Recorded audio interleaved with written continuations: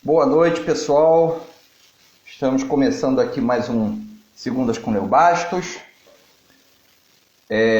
Hoje, muito contente, né, porque nós tivemos uma vitória expressiva de Yuri Moura no PSOL como primeiro colocado nas eleições municipais aqui em Petrópolis, na Câmara Municipal. E ainda estamos na indefinição. Eu vou chamar aqui o professor Alexandre Lobos Reis, que vai conversar com a gente para fazer uma análise política. Deixa eu chamá-lo aqui de uma vez e depois eu continuo as apresentações. Deixa eu assinar, deixa eu mandar aqui para ele o convite. Se estivesse chegando aí, Alexandre, por favor, faça a aceitação para a gente começar o nosso bate-papo de hoje. Certo? Deve estar chegando lá para ele. Está entrando. Olá, Alexandre. Boa noite, tudo bem? Boa noite, professor Leonardo. Tudo bem? Tudo bem, e você? Como é que... Tudo ótimo. Tudo ótimo. Muito feliz, muito animado, esperançoso. É isso. Eu estava aqui, antes de você entrar aqui, nesse minutinho anterior, fazendo uma breve contextualização, né? Mas, antes de mais nada, eu queria comentar com as pessoas que estão aqui conosco, né? A princípio aqui chegou a Célia Bastos, que é minha mãe, né? A Lelê, que está sempre fazendo umas lives comigo também muito bacanas, né? Que é professora também da área de filosofia. Quero comentar com vocês e com outros que vão chegar que, a princípio, era para a gente fazer essa live com o professor Pepeu Castro, né? Que é professor de Educação Física, filiado ao PCdoB, e que a gente... Beijo, Lelê. Eu ia fazer essa live com ele, mas por motivo de força maior, ele teve um compromisso agora de última hora, e infelizmente ele não conseguiu estar aqui com a gente. E aí fizemos uma substituição à altura de uma pessoa extremamente gabaritada, que já esteve aqui comigo, né, que é o professor de História, né, formado pela UERJ, professor Alexandre, que vai fazer hoje uma análise com a gente, né, dessa nova conjuntura política que se configura com as eleições municipais, né, mas que não estão descoladas, né? O Petrópolis não está descolado do Estado. Que não, um abraço também para o João Miguel, para a Tânia, que também já vi que entrou aqui, né? Então, não estão descolados, né, esta realidade da realidade do Estado do Rio e não está descolada da realidade do Brasil e do mundo, né? Então, a proposta aqui, Alexandre, se você topar, evidentemente, é a gente fazer essa análise com essa vertente, pegando do macro para o micro, para a gente poder contextualizar Petrópolis nesse contexto. E eu estava dizendo também, contextualizar nesse contexto é redundante. Perdão aqui pela falha de linguagem. Mas, e o que acontece? E estava dizendo também que eu estou muito feliz, né? Porque, apesar de nós termos ainda um cenário muito nebuloso, com situações ainda muito escatológicas, vamos dizer assim, que ainda ocorre na política nacional e na política local aqui em Petrópolis, nós vamos comentar hoje, ainda temos, já temos também algumas situações de luz no fim do túnel, né? Como a vitória do nosso amigo Yuri Moura, né? Aqui na Câmara Municipal, com uma maior votação entre todos para a Câmara, para assumir a função de vereador, e indo para um segundo turno, né, que já era previsto, entre o atual prefeito Bernardo Rossi e o ex-prefeito Rubens Bontempo. Então, feita essa colocação, né, eu gostaria de começar uma análise pelo aspecto macro, né, pegar um aspecto do que está acontecendo no mundo, mas antes disso, obviamente, vou te conceder a palavra, porque seria uma indelicadeza minha não fazê-lo, então vou te conceder a palavra para que você se coloque, faça a tua apresentação e fique à vontade para fazer as tuas primeiras considerações, como queira. Por favor, Alexandre. Boa noite a todos. O professor Léo já fez, né, uma introdução de um pouquinho da minha vida. E eu queria, essa questão da macro, a gente não combinou, não estava no script, mas é exatamente isso que eu estou pensando. A conjuntura das eleições nos Estados Unidos, a conjuntura no Chile, a conjuntura no Peru, não é? Na Bolívia, a Argentina consolidada, bem avaliada. E uma coisa que eu queria, isso a gente pode conversar, daqui a pouco eu volto a te passar a palavra, mas a necessidade das eleições brasileiras, né?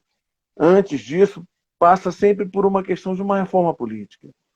Não é? Sim, Eu vejo a direita pulverizada sem face e que cai no personalismo. O perfeito. PSOL ele é oriundo do PT porque teve divergências e que se torna um partido muito mais, pelo tempo de existência, foi necessário o PT agir em 80, saindo da ditadura, ser muito mais aguerrido, mais, um discurso mais agressivo, né, contra o status quo daquele momento, mas o pessoal hoje ele tem um discurso muito mais é, realista e muito aberto, muito fácil, que cai no agrado até de entidades, de instituições que até então tinham a esquerda como uma coisa horrorosa. Eu vejo isso, acompanho a televisão e vejo falando do Boulos com respeito, sabe conversar, sabe falar, o Freixo, o Yuri, isso eu acho muito positivo, sem perder a tônica, sem perder a gente chama de utopia, porque a utopia todos nós temos nas nossas vidas particulares, e a utopia, a boa utopia, né? Que nos faz viver, acordar de manhã, né? Mas dentro da possibilidade, sendo honesto com a proposta, sendo honesto com o eleitorado. Mas eu acho que uma reforma política já passou do tempo, porque eu vejo uma direita hoje que eu não consigo identificar. Eu sei que tem um partido do Bispo Macedo, que eu sei qual é. Tem um partido que mudou de nome. Quer dizer, para o eleitor isso é muito complicado. Agora, Exato. nós, no campo político da centro-esquerda, temos definições. Eu acho que o que esse grupo aí da direita fez é uma propaganda enganosa. Eu não sei que determinado partido, qual o projeto dele. Eu sei o da Flor Delis, o projeto dela, qual foi implementado, né? Isso eu sei. Mas eu não sei exatamente qual é a diferença do Republicanos para o Podemos, para o Avante, para o Cidadania, que era do PPS, a gente até vê, e outros Uhum, partidos que a gente não sabe a que vieram, qual é a proposta. Eu acho perfeito. que, como qualquer país civilizado, não precisa dois partidos somente. Eu acho que 5, 6 partidos ou campos políticos de propostas. Da extrema-direita, né? Tá aí, muita gente é extrema-direita, né? Então, da extrema-direita à extrema-esquerda, eu não vejo muito extrema-esquerda no Brasil. Eu vejo uma esquerda com princípios e firme, mas exatamente passar para você essa conjuntura mundial e essa necessidade de uma reforma política, que fica como um estélio, né? O cidadão ele não se dá muito bem no nome. Eu tenho acompanhado, eu sou já das antigas, antigamente o que aparecia na bandeira era da direita, PDS, Uhum, Maluf, PDS, Moreira Franco, PDT, Brizola, PT, Lisânias Maciel, eleição de 82, vamos falar assim, né? Então sim, você tinha ali o partido e todo mundo sabia, salvo a confusão do PTB, que mudou completamente, né? Foi apropriado por uma outra vertente de outro campo político, que o Brizola teve que criar o PDT, que era do PTB, né? Do PTB do Getúlio. Mas, salvo isso, hoje nós vemos uma conjuntura que nós vamos ter de brigar por isso, porque é uma coisa, que esse partido aqui, sabe, o partido, que esse partido, qual é a ideia dele? Então, eu queria jogar para você essa ideia para a gente conversar, ma- tanto da conjuntura internacional, quanto a questão da reforma política. E para a gente de centro-esquerda, é muito simples entender a diferença de um partido para o outro, e é muito simples de passar também isso. Agora, essa pulverização de 30 e poucos partidos, isso é uma coisa mal intencionada. perfeito. Porque fulano, aí você vota, como a gente conversou da última vez, na pessoa do fulano. Mas se eu tenho uma ideia do que representa aquele partido, aquele cara que está naquele partido não deve ser muito legal, porque aquele partido... Então, tudo isso para a gente discutir, né? Perfeito. Então, Alexandre, para a gente entrar nesse debate, queria mais uma vez aqui agradecer a presença aqui das pessoas que estão aqui conosco, do Pedro Termes, Pedro Henrique Termes, né? O Maurício Carvalho, amigo que a gente teve a oportunidade de estar junto nas vitórias do Flamengo, né? O João Miguel, a Tânia, né? A Valquíria, a Célia, né? Agradecer as pessoas, né, que estão aqui. A Alcin mandou um alô aqui para a gente. Bom, Alexandre, eu vou colocar algumas questões aqui e você faça a tua análise a partir delas, faça as tuas considerações que você achar pertinente, né? Aqui é um bate-papo informal, a gente não tem script, né? Abraço, Maurício. Um abração para você. Grande prazer também. Então, não tem um script, né? Certo, e nem aqui não tem assim engessamento de opinião. Você tem as suas, eu tenho as minhas, a maior parte das coisas eu acredito que a gente convirja, agora nós somos livres para divergir, evidente, e é assim que se faz e que se cresce, né? Que a gente não está aqui para botar ninguém em cabresto. Então, eu vou colocar algumas questões e aí você considere as suas considerações a partir do que eu vou te colocar, por favor. Então, veja bem, em termos macropolítica, geopolítica mundial, né?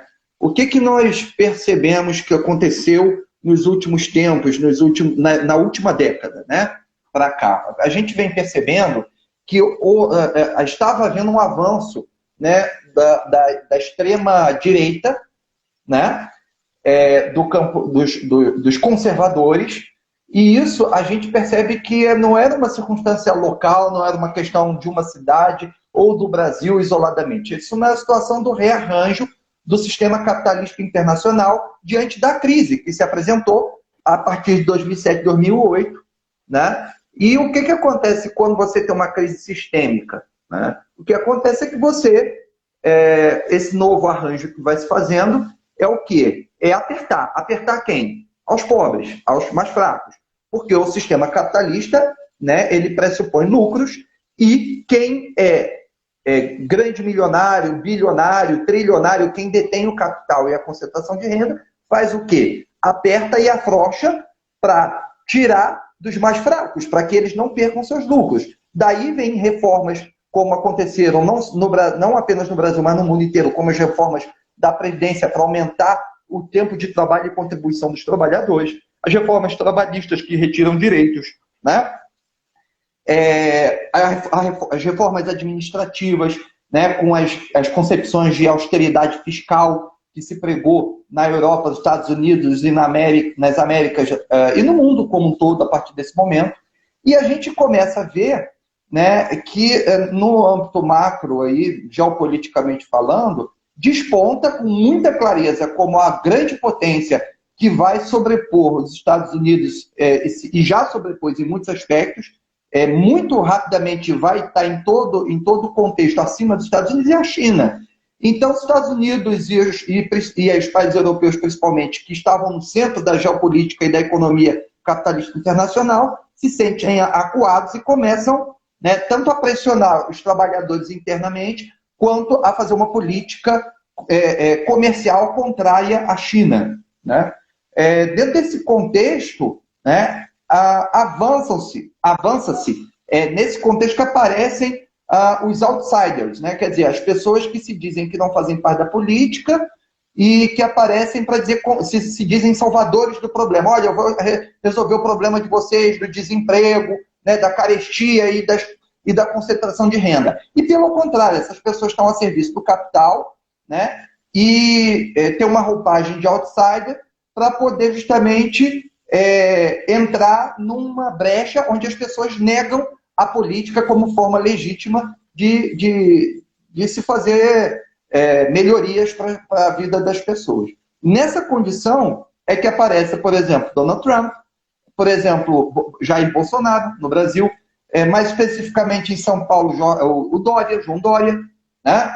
E outros tantos que foram aparecendo com essa roupagem, né, de fora da política, mas eu não sei como é que se faz política fora da política, né? Enfim, mas era isso que eles diziam.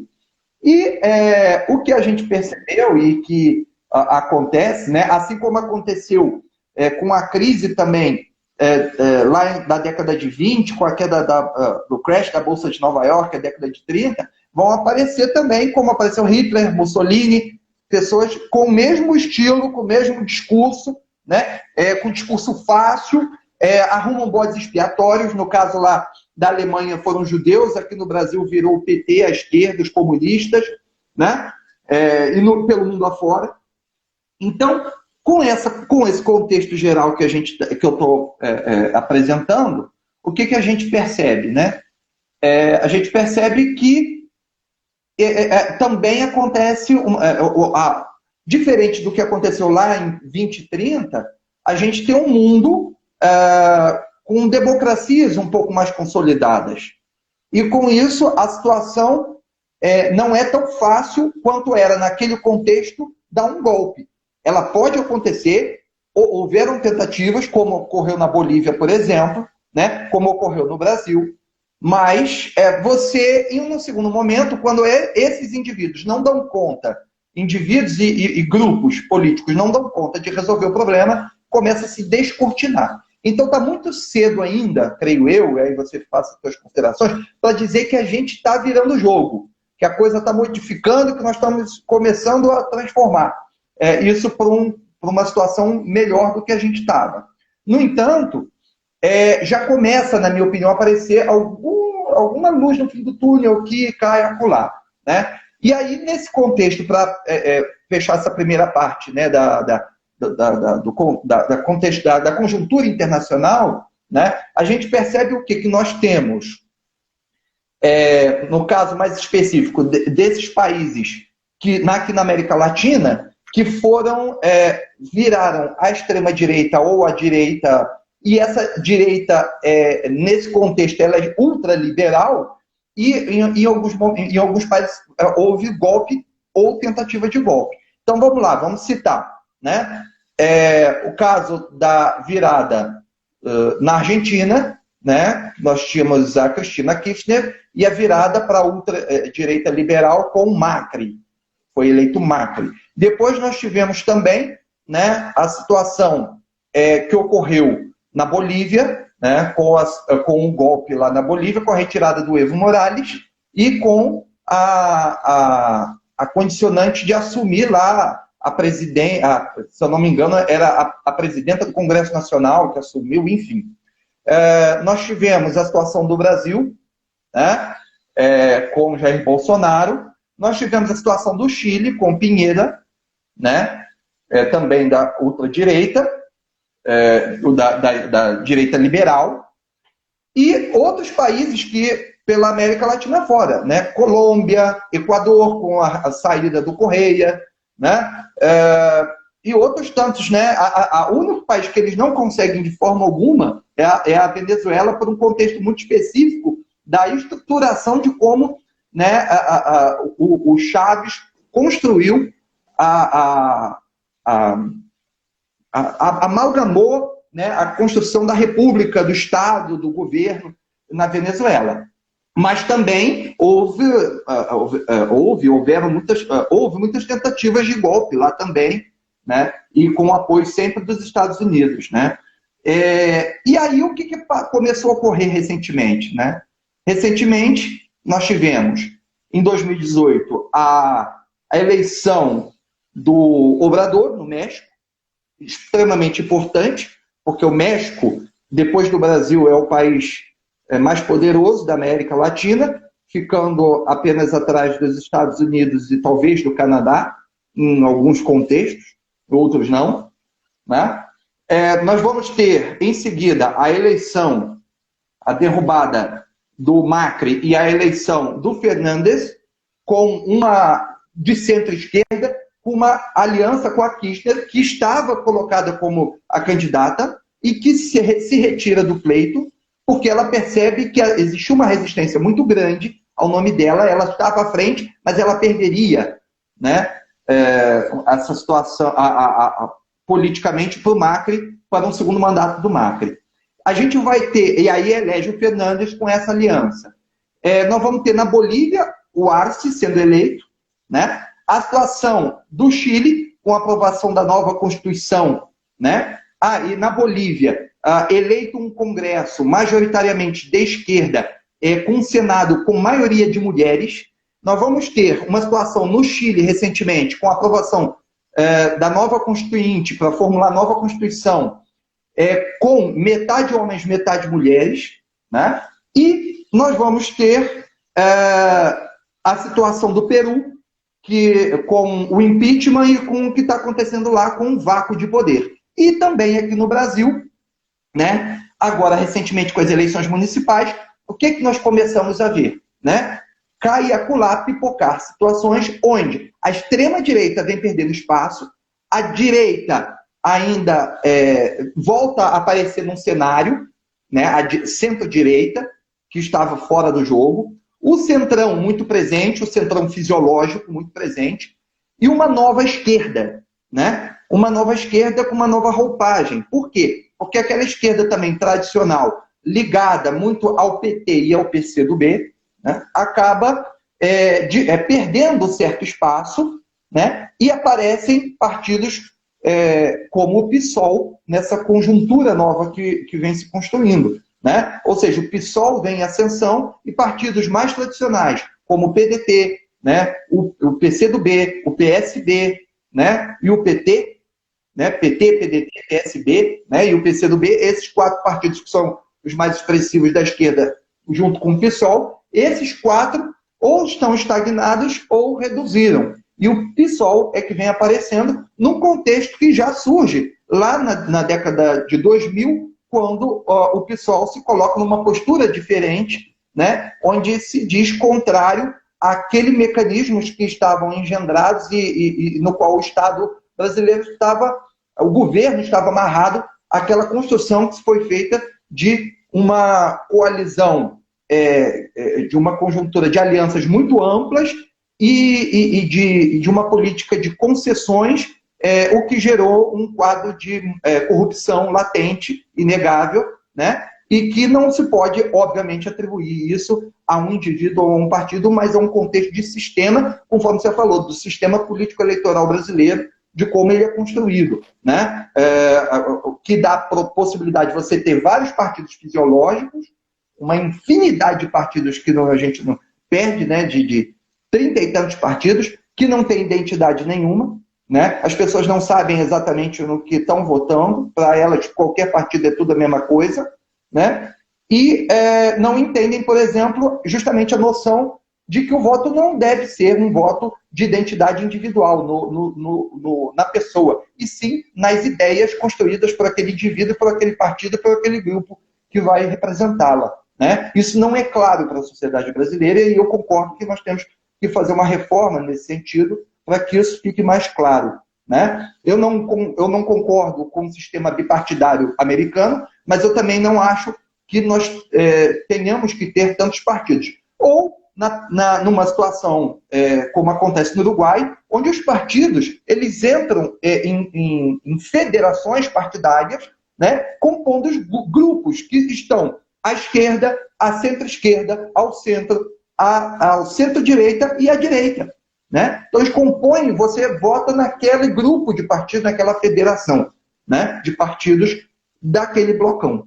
Então, feitas essas considerações, eu acho que nós estamos caminhando agora para uma mudança, né, gradual de circunstâncias. Eu acho que nós começamos a virar um pouquinho o jogo, tender mais ao centro, com possibilidades ao ressurgimento das esquerdas no mundo e com a possibilidade de surgimento de, inclusive, de políticos que assumem que são políticos e que não se colocam na condição de outsider, como a gente estava vendo. Como é o caso de Joe Biden, como é o caso de outros tantos aqui nas Américas, como eu citei vários aqui. Axel, Obrador, né, Fernandes, a própria Kirchner, que vem se apresentando, né, e mais especificamente agora em São Paulo, Boulos, né, e outros que estão aparecendo. Aqui no Rio de Janeiro, no campo da centro-direita, o caso oh meu Deus, o ex-prefeito do Rio de Janeiro e que está concorrendo, está na primeira posição.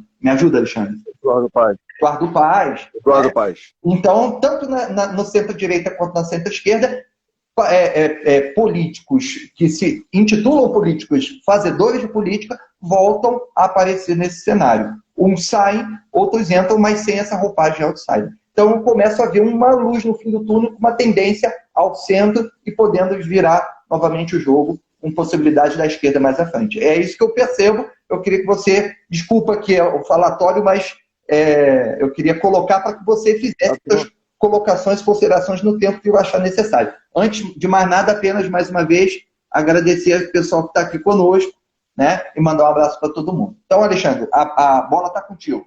Quiquei, agora você chuta pro gol. Está perfeita a sua análise, perfeita, não tem que acrescentar nada. Eu só queria tocar num outro assunto, que eu queria fazer um comparativo das democracias latino-americanas com os Estados Unidos. Esse processo, como você mesmo bem disse, é um processo mundial da crise de 2017-2018, um certo descontentamento com a globalização. E aí surge aí vem o fascismo, que é nacionalista, contrário de nós que somos internacionalistas, né? Eles são extremamente nacionalistas, radicais. Então, com esse descontentamento, se tornou, cara, o patriota que bate continência para a bandeira dos Estados Unidos. Mas tudo bem. Falando uma análise de contexto aqui. No Paraguai, o primeiro lá foi com o Lugo, um golpe parlamentar instantâneo. Antes disso, sem você tem lá em Honduras, com Zelaya, né? O golpe lá com Zelaya. Honduras. Isso. Continue, por favor. Nós temos quatro grandes pilares que atrapalham a democracia latino-americana. Um judiciário extremamente vaidoso e excessivamente poderoso. Né? Quando o Freixo conseguiu aquele feito maravilhoso de você trazer 2 juízes para análise de um processo, né? A execução da pena na segunda instância, o Moro só queria na área criminal. Na área civil, não. Quando você condena o velho da van a ter de pagar o tributo, ele não queria que isso fosse em segunda instância, mas só o criminal para pegar o posto. Então você tem um judiciário.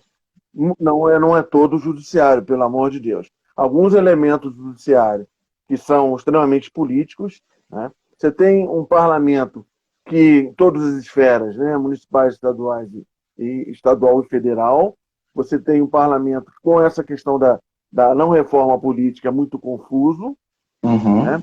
Você tem forças armadas e paramilitares no Brasil, especificamente, paramilitares que surgem no Rio de Janeiro, que tem um vídeo do senhor presidente chamando, eu acho que era na Bahia ou no Espírito Santo, para as milícias virem para o Rio de Janeiro, tem isso, tem lá, tá gravado, né? E você tem, eu falei dos militares, judiciário, e você tem uma mídia, uma grande mídia, que não é democrática, como é nos Estados Unidos. Eu não vou dizer aqui que o Biden, lógico, toda a tendência, ele vai tomar posse, né? Porque tem os militares lá sabem o papel que tem, eles são patriotas nesse sentido. Norte-americanos, estadunidenses são nesse sentido. Aqui a gente tem uma coisa assim meio... Foi eleito no Rio de Janeiro um rapaz que foi expulso da PM, que agrediu o pessoal no enterro da Marielle. Umas coisas assim que acontecem. Então eu tenho muita preocupação nesses 4 pilares. É um judiciário que, por exemplo, né, é um judiciário que o Witzel. Eu não estou dizendo que o Witzel é o cara mais perfeito do mundo, não. Mas será que ele participou do devido processo legal?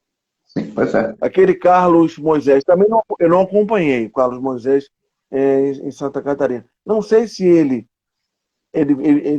passou pelo devido processo legal. É isso que a gente tem que falar quando a gente fala do Lula. A gente tem que olhar os outros também. Porque eu não sei se o Witzel foi realmente correto, o afastamento dele. A gente teria que acompanhar o processo. Sim. Direito. Então você tem judiciário, que está nas mãos da Lava Jato, do grupo da Lava Jato, que faz esse tipo de coisa. Não só está no grupo da Lava Jato. Tá? Eles têm poder, eles querem aparecer. A quantidade de religiosos na política que se colocam. Tem um lá na Bahia que foi candidato, que ele era o pastor sargento Ele não ganhou, né? Ele é pastor sargento tal. O nome dele, um que anda com a Bíblia, uma placa. Ele é deputado federal, na Bahia. É pastor sargento, o nome dele eu me esqueci, porque realmente esses dois títulos. Sim. Né? Então, o meu medo maior, Léo, é o seguinte: eu concordo com você, acho que a gente perdeu muito espaço, porque destruíram uma imagem da esquerda rapidamente destruíram a imagem do PT, e aí o PT, quando era o partido de maior visibilidade da esquerda, acaba, isso que as pessoas não entendem. Por que a gente defende isso aqui? Primeiro, eu acho que o devido processo legal tem que ser para o Lula, para o Joaquim, para o Manuel. E dois, quando a gente demoniza tudo que foi feito pelo Partido dos Trabalhadores, de bom, né? A gente viveu ali, agora nós estamos saindo. Não somos mais um satélite. A esquerda não é mais um satélite do PT. Ainda bem. Né? Reconheçamos os méritos dele. Mas nós temos agora a nossa posição, estamos aí vendo nessa eleição, está sendo assim. Mas quando você demoniza o PT, a visão que tem para todo mundo é que a esquerda é o PT e o PT é a esquerda. Pronto. Sim. Aí não estou nem fazendo juízo de valor se isso é correto ou não. Então nós temos 4 pilares da América Latina perigosíssimos. Por que Maduro não sai lá? Porque tem os militares com ele. Perfeito. Então, a nossa democracia é muito frágil, porque nós temos uma população que não se interessa. São poucos aqui. Quem votou no Yuri votou consciente. Perfeito. Agora, quem votou no Joãozinho, no Pedrinho, não estou dizendo que não tem. Alguns votaram consciente por pensarem que aquele ali representa os interesses, mas muitos não. Eu tenho conhecido. Votaram porque vai arrumar uma boquinha, porque não sei o que. Então, esse tipo de coisa fragiliza demais. O quinto elemento é que desde a República, né, da proclamação da República, né, eles ficaram bestializados, que é um livro na nossa área. Então são 5. Carvalho, né? José Murilo Carvalho. Você não tem um povo que tem uma consciência política, não só partidária. Tá tendo um chamamento agora para quem é aposentado, ou quem tem conhecido aposentado, estou fazendo uma propaganda aqui, de entrar em contato com os senadores e deputados, porque tem 3 medidas fundamentais. A pandemia está para aumentar, não sou eu, não tenho bola de cristal, mas está aumentando outra vez, está voltando. Então, tem um rapaz lá no YouTube que está conclamando as pessoas para entrarem em contato com os deputados, né, e os senadores, porque tem medidas com relação ao 14º salário emergencial, né, a suspensão dos empréstimos consignados, a margem social. Isso tudo é importante para os aposentados. Né? Então as pessoas têm que ligar. A política se faz todo dia. Né? Agora nós temos 5 pilares que eu tenho muita preocupação. O judiciário que não se pode, como nos Estados Unidos, a gente vai ver isso, como eles já mostraram, não tem ilegalidade alguma. É o Biden. Os militares seguindo a Constituição, não, é isso aí. Uma população aí, que, como você mesmo disse, surge esse fascismo, né, no mundo todo, grupos neofascistas, pessoas neofascistas, elitistas neofascistas, aí tem um pouco lá, mas tem uma mídia muito plural, né? Então você consegue debater, consegue ter essa liberdade. E um parlamento, que eu não vi até então, tirando aquele episódio lá do Clinton, né, com a Mônica Lewinsky, aquilo ali não se tem essa cultura do impeachment. Nós estamos criando, não que sem fazer juízo de valor, tá?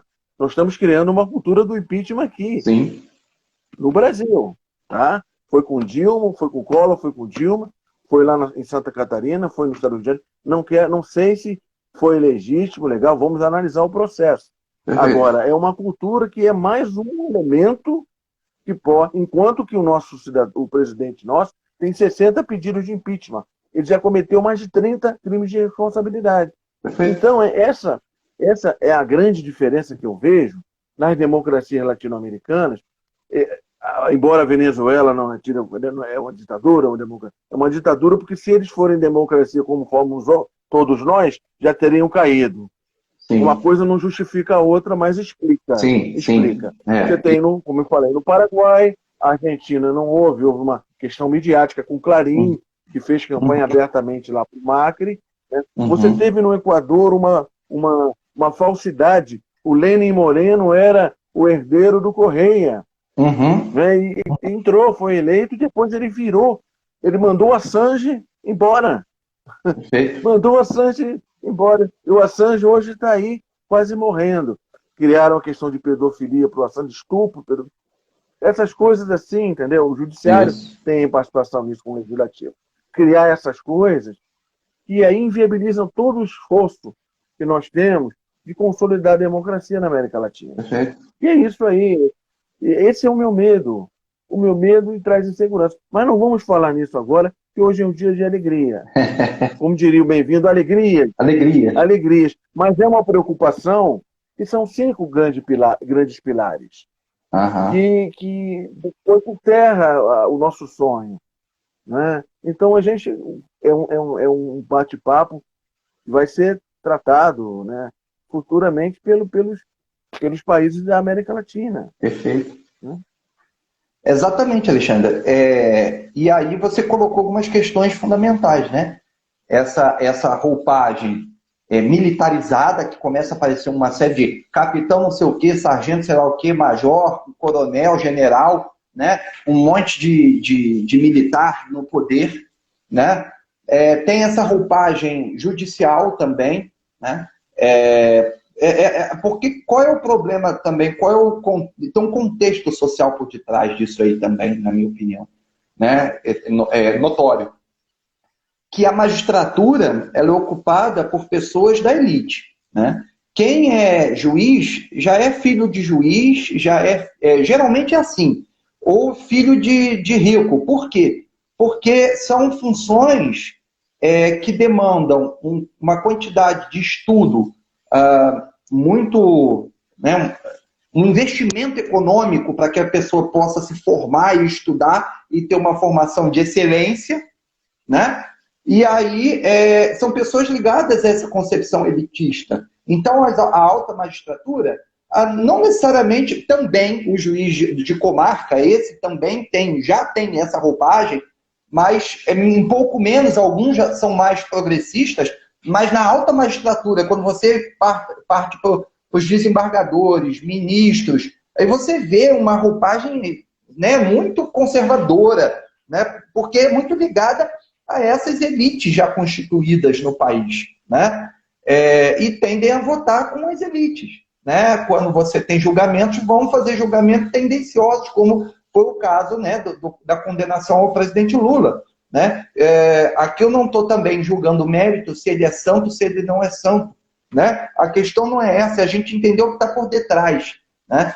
Eu não acho que o Lula seja o responsável de tudo, nem acho ele santo. Eu só acho que a gente tem que entender o que acontece, né? Porque a questão não é que o Lula é ladrão, porque efetivamente isso não tem comprovação efetiva, não apareceu documentação que comprove absolutamente nada do que foi acusado.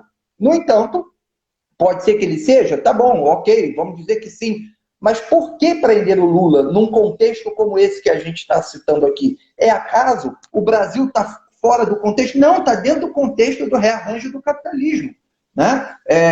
Então vamos pegar os bodes expiatórios, no caso do Brasil é o PT, é o Lula, é o comunismo. Né? Por que impeachment a Dilma? Né? Também está nesse contexto. Ela cometeu pedalada fiscal, é certo ou errado? Beleza, mas olha só, também não é porque uns fizeram e ela fez, então tá certo. Não é isso. Mas, Collor fez, né? Itamar fez, Lula fez, todo mundo fez.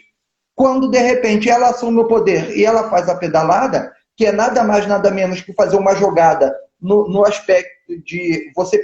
É como se você estivesse pegando um dinheiro daqui, jogando para ali e devolvendo lá de volta, né, no orçamento. Você tira de uma rubrica, joga num determinado lugar, faz uma manobra burocrática, tira o dinheiro de um lado para o outro para pagar determinadas questões, que era para financiar, inclusive, a agricultura no Brasil, e aí depois você tira esse dinheiro de volta, que ele vai cair ali, né, com a arrecadação, você tira ele de volta e joga para lá de novo no tesouro. Foi isso que foi feito, que as pessoas não têm noção do que é isso.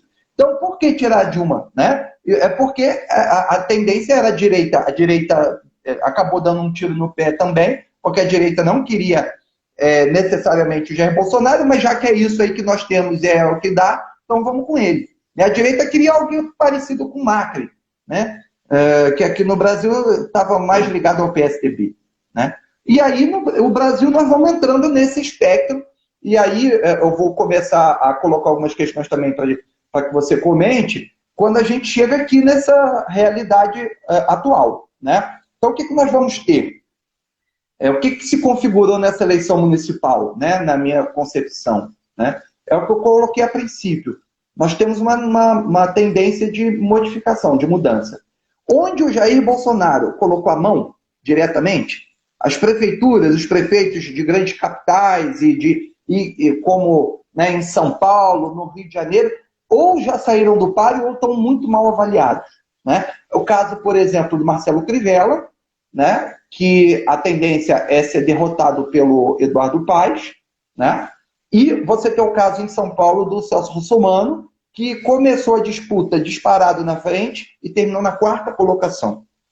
Não é? E você tem isso pelo país afora, a gente percebe isso acontecendo. E quem está ligado ao bolsonarismo assume um discurso bolsonarista, mas não quer que o Bolsonaro apareça.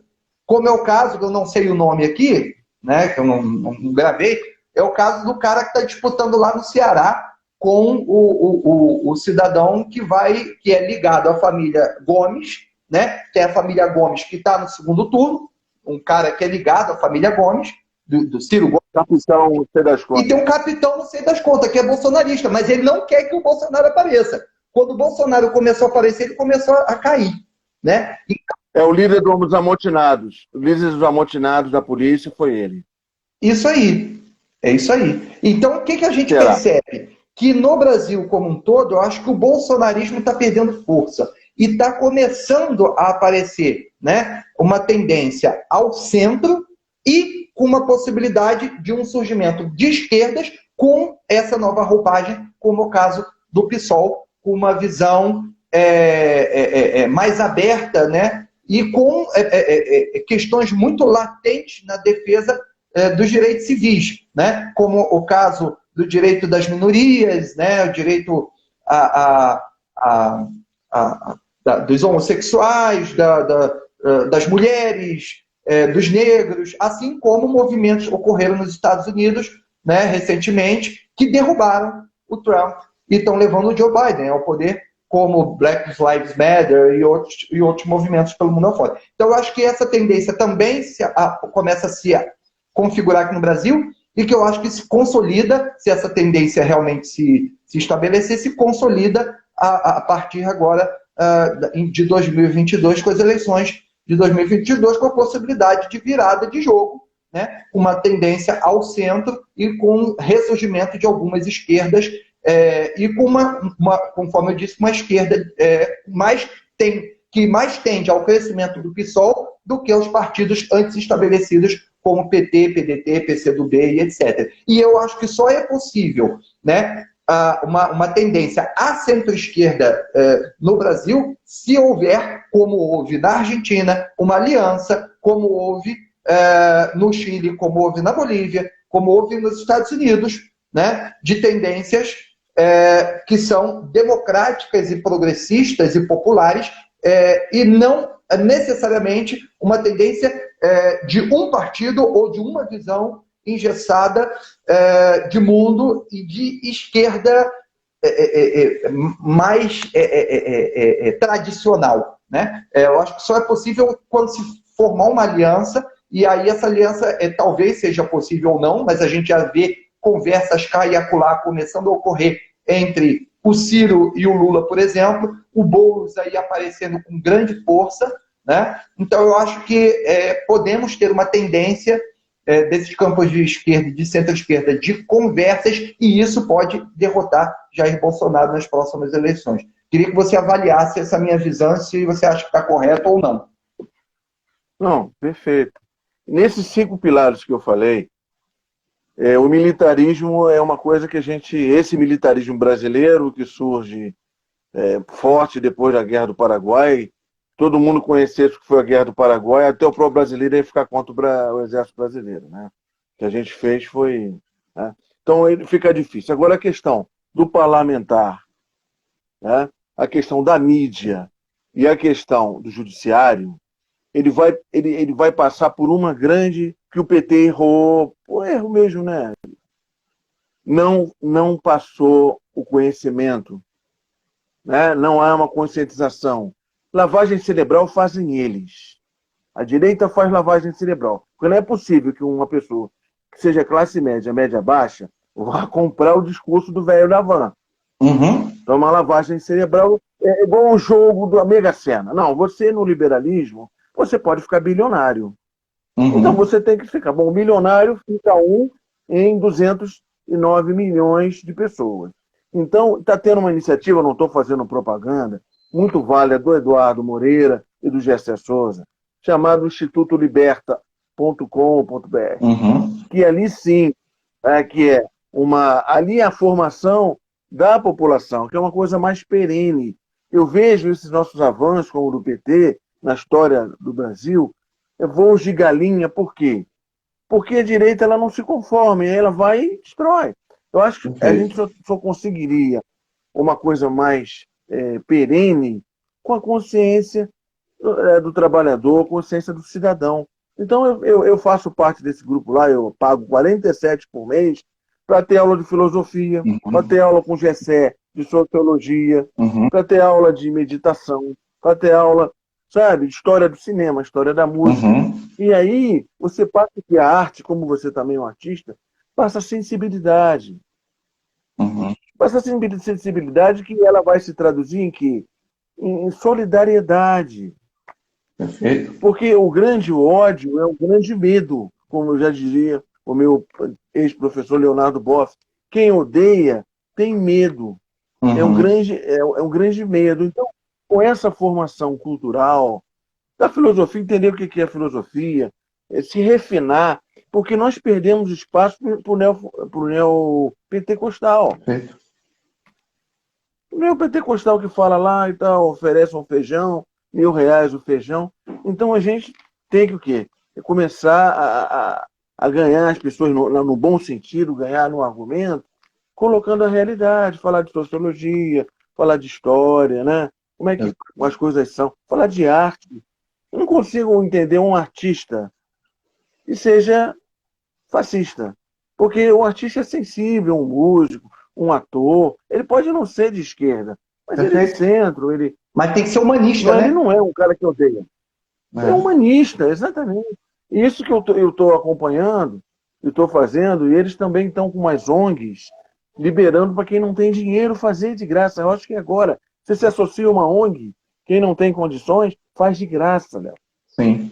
Então, aprender arte, daqui a pouco vai ter história da arte, ele vai lançar diversas coisas. Então, o cara, eu tive alunos, você também tem certeza, muito pobres, mas que os olhinhos brilhavam quando a gente falava de conhecimento, de arte. Então, essas pessoas elas precisam se saciar do desejo que elas têm de crescer não é crescer só ganhando dinheiro, crescer como ser humano. E isso que a gente perdeu, eu tenho muito receio da América Latina, de uma forma geral, ter voos de galinha. Entendeu? Porque a direita ela tem 5 pilares e com a religiosidade neopentecostal muito forte, fazendo todo aquilo onde não chegamos, e a única coisa que nós temos, a única arma, a ferramenta, é passar com amor, né? Passar com clareza, a história da humanidade, a história da arte. Aí a gente consegue ter uma democracia firme. Exatamente. Você tocou aí numa questão fundamental que é a formação, né? A formação é essencial para evitar justamente isso que a gente está falando aqui, os discursos fáceis, né? Os ultranacionalistas, né? Não é errado você ter amor à sua pátria. O errado é você achar que, como coloca o Trump lá nos Estados Unidos, né? E aí citando também o Jair Bolsonaro, fala do Trump qual era? América acima de tudo, né? Ou América grande outra vez, né? Great again, América grande outra vez. E aqui no Brasil como é que é? É Deus acima de tudo e o Brasil acima de todos, não é isso? Então, o que está por trás desse discurso? Né? Diga, pode dizer. Pode dizer, pode falar. Não, não, é isso, é isso. O que está por Não, trás eu disso? com você. Pois é, o que está por trás disso? O que está por trás disso é esse discurso fácil, né? Ultranacionalista, que prega um nacionalismo, mas um nacionalismo entreguista, que o cara diz que é ultranacionalista e bate continência para a bandeira americana. E tudo que é ditado lá pelo Trump, ele acata aqui. E pior, que se fosse por uma tendência de visão geopolítica, de alinhamento ao capitalismo liberal americano, que lá dentro mesmo dos Estados Unidos eles pregam ultraliberalismo, mas eles não praticam, e subsidiam produtos deles e fazem protecionismo lá, né? E aqui eles querem que a gente abra as nossas alfândegas, mas fora isso, se ainda fosse um alinhamento numa vertente política, ainda era, mas a indivíduos, a concepções de indivíduos e de grupos, né? Porque caiu o Trump, olha, no mundo inteiro, o mundo inteiro reconheceu a vitória de Joe Biden, já deram os parabéns, já ligaram, já mandaram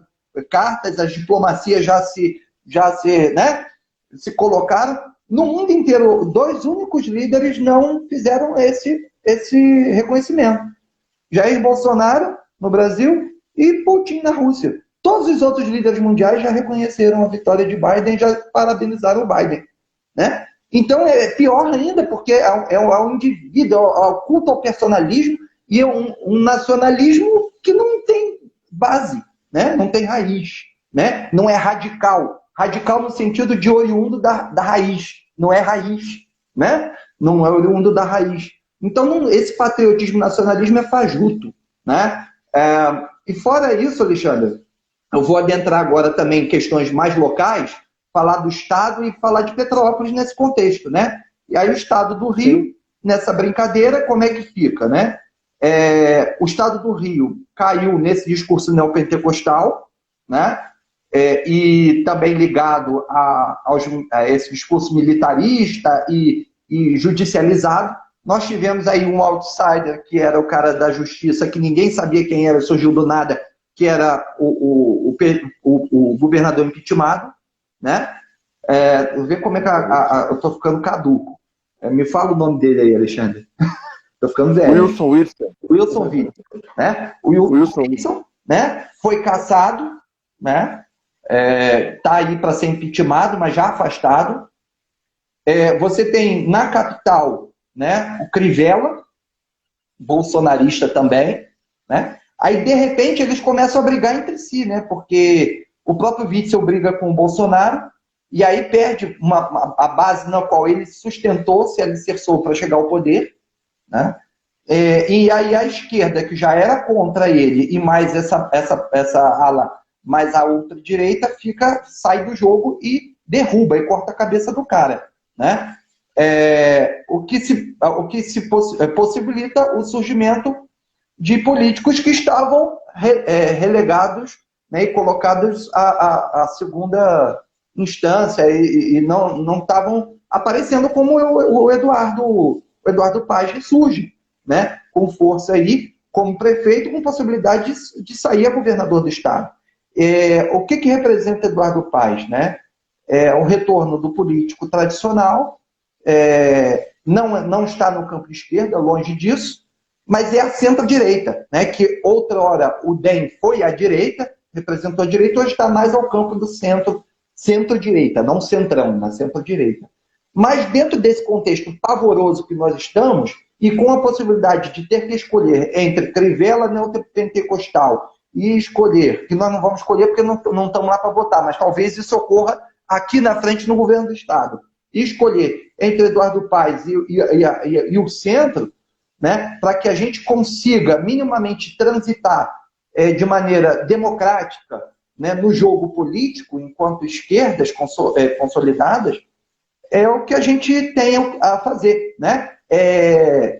Um apoio crítico a esses indivíduos, né?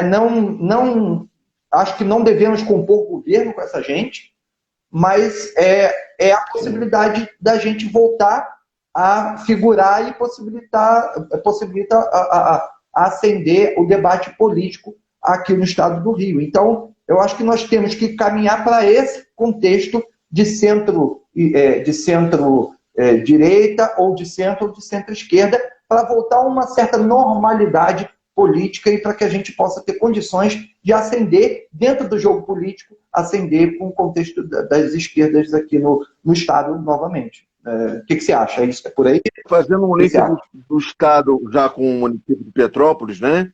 O Lindenberg teve 25 mil votos aproximadamente. Ele está sob júdice, né? Por uma besteira quando ele era prefeito de Nova Iguaçu. Agora, é gozado que o segundo colocado daqui, e tem 2 vereadores que eu não quero falar o nome, que todo mundo sabe. Pode falar, porque é público. Pelo que eu sei, isso apareceu também até em Marrakech. A história da banheira, até em Marrakech. O outro é uma pessoa perigosa. O outro é uma pessoa perigosa. Perigosa, fisicamente. Né? Então estão aí. O candidato, que até hoje é prefeito, ele também, o Ministério Público Eleitoral, já indicou ele, o seu Baninho. Baninho era aqui do bairro. São Sebastião. Ele é o vice, né? Então, ele, o Baninho, mais 5 ou 6 funcionários públicos, mais não sei o quem, mas ele vai disputar, né? Quer dizer, a agilidade para uns não é para outros. O Lindbergh simplesmente apareceu o timbre da prefeitura, ele não fez nenhuma associação. Eu não conheço profundamente o processo, mas estou dizendo que ainda existe isso. A esquerda, o judiciário tem tratamento com a esquerda e tem tratamento com a direita. Esses 2 cidadãos, daí, que vereadores, ganharam como vereadores, e um que é candidato à reeleição, e também o vice também vai ser o mesmo, né? Em condições aí precárias. Quer dizer, e vai concorrer. Em Teresópolis aconteceu isso com o seu Mário Tricano. Então, esse tipo de coisa, você não pode. Aí fazendo o link para a questão. O Lindbergh está sob júdice, até quando vai ficar isso? Pode parar no Supremo, 2 anos, enquanto que esse cidadão vai disputar agora o segundo turno. Exato. E os outros 2 já ganharam. Os outros 2 ganharam. Eu não tenho acesso ao processo, mas que é, a princípio, no primeiro momento, uma coisa esdrúxula, aí não tem como ter democracia se você tem um judiciário assim. Exato. Não tem como ter democracia. Exato. E para isso... Não tem como... Se você tem o poder repressor do Estado, Léo, muitos, né, não são todos, indo para a milícia. Não tem como ter Estado democrático de direito no Rio de Janeiro. Não tem. Não tem como tomar partido. Aí não tem. Aí eu fico muito preocupado. Né? Mas falando agora de Petrópolis, que é a hora da gente falar da vitória do Yuri, né? Sim. E aí eu queria que você levantasse esse tema que é importantíssimo para a gente. Vou levantar aqui para você. Mas conclua o teu pensamento antes de eu comentar. Concluído? Concluído. Tá. Quero mandar também um abraço para o teu xará aqui, o Alexandre, que entrou aqui agora, né? Grande amigo meu, queria mandar um abração para ele aí. Então, veja bem, no contexto que você está colocando, né, o que eu percebo? Né? Nós temos, historicamente, 2 possibilidades. Né? Uma é revolucionária e outra é institucional. Não existe, né? Eu afirmo isso categoricamente, é óbvio que você tem todo o direito de discordar, mas não existe espaço no Brasil atual para revolução. Por mais que eu seja revolucionário, você é revolucionário, não tem contexto. Então, como é que nós podemos figurar novamente no espaço político e ser agentes políticos, né, com possibilidade de debater e voltar ao cenário? Na minha concepção, é restabelecer a normalidade institucional, que foi quebrada a partir do impeachment da Dilma Rousseff. E aí nós podemos começar a discutir isso tudo que nós estamos discutindo aqui. Formação, né, reforma do sistema judiciário, reforma do sistema político. Né?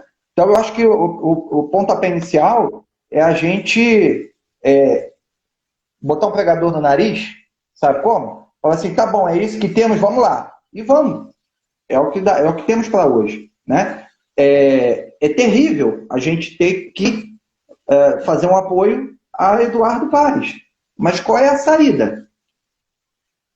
A saída é revolucionária. Tá bom, nós temos condições de instaurar a revolução hoje no Brasil, no Estado, em Petrópolis, seja lá onde for. Está dado isso, a gente tem, né, acúmulo nesse sentido de... Né, dá para fazer? O que você acha? Eu acho que não tem Pois condição. é. Então, o que a gente percebe no caso específico de Petrópolis? Né? Vamos pegar Petrópolis agora, vamos lá. Eu fiz aqui umas anotações, né, de alguns números para a gente poder ter a dimensão do que se deu nessas eleições. Vamos lá. Quem estava disputando? Rubens Bontempo, do PSB, à centro-esquerda. Bernardo Rossi, do PL, na centro-direita. Né? Professor Leandro Azevedo, do PSD, né, no centrão. Elias Montes, do PSL, à extrema-direita. Né? Jamil Sabrá, à direita, PSC. Gurgel, Cidadania, no centrão. Coronel Vieira, do PRTB, na centro-direita. Quintal, do Republicanos, na centro-direita. Né? Lívia Miranda, do PCdoB, à esquerda. Professor José Luiz, do PSOL, à esquerda. Ramon Melo, do Avante, ao centro. Silvério, pelo Podemos, ao centro. E Novaes, do PDT, à centro-esquerda. O que se deu? Né? Resumiu-se, né, no final das contas, um corte aqui, vou fazer um corte entre 5 indivíduos que estavam no páreo. Rubens Bontempo, ex-prefeito por 3 mandatos. Bernardo Rossi, atual prefeito. Leandro Azevedo, né, no centro. Elias Montes, na extrema-direita. E Jamil Sabrá, na direita. Então, repare, pelas características que nós vimos na última eleição nacional, aqui em Petrópolis, que o Bolsonaro teve 74% dos votos em Petrópolis, eu acho que nós avançamos. Por quê? Porque configura, né, que nós vamos ter um segundo turno entre a centro-esquerda e o centro.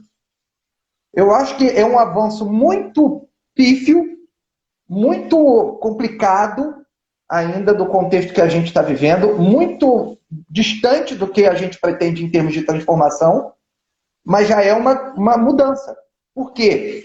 O que a gente poderia pensar com a tendência que se configurava até então era que, por exemplo, indivíduos como Elias Monte ou Coronel Vieira figurassem num segundo turno e saíram do páreo. Apesar do Elias Monte, assumidamente bolsonarista, PSL, com apoio de Jair Bolsonaro, com declaração, inclusive, do Jair Bolsonaro, né, com vídeo gravado e tudo. Esse Elias Monte ainda teve 11,4% dos votos, somando um total de 16.282 votos. Né? O Leandro quase derrubou o Bernardo. O Bernardo teve 16.075, ou 16,75% dos votos, e o Leandro 16,61%. No número absoluto de votos, 23.923 para o Bernardo e 23.719 para o Leandro. Ou seja, a diferença de 200 votos. Né?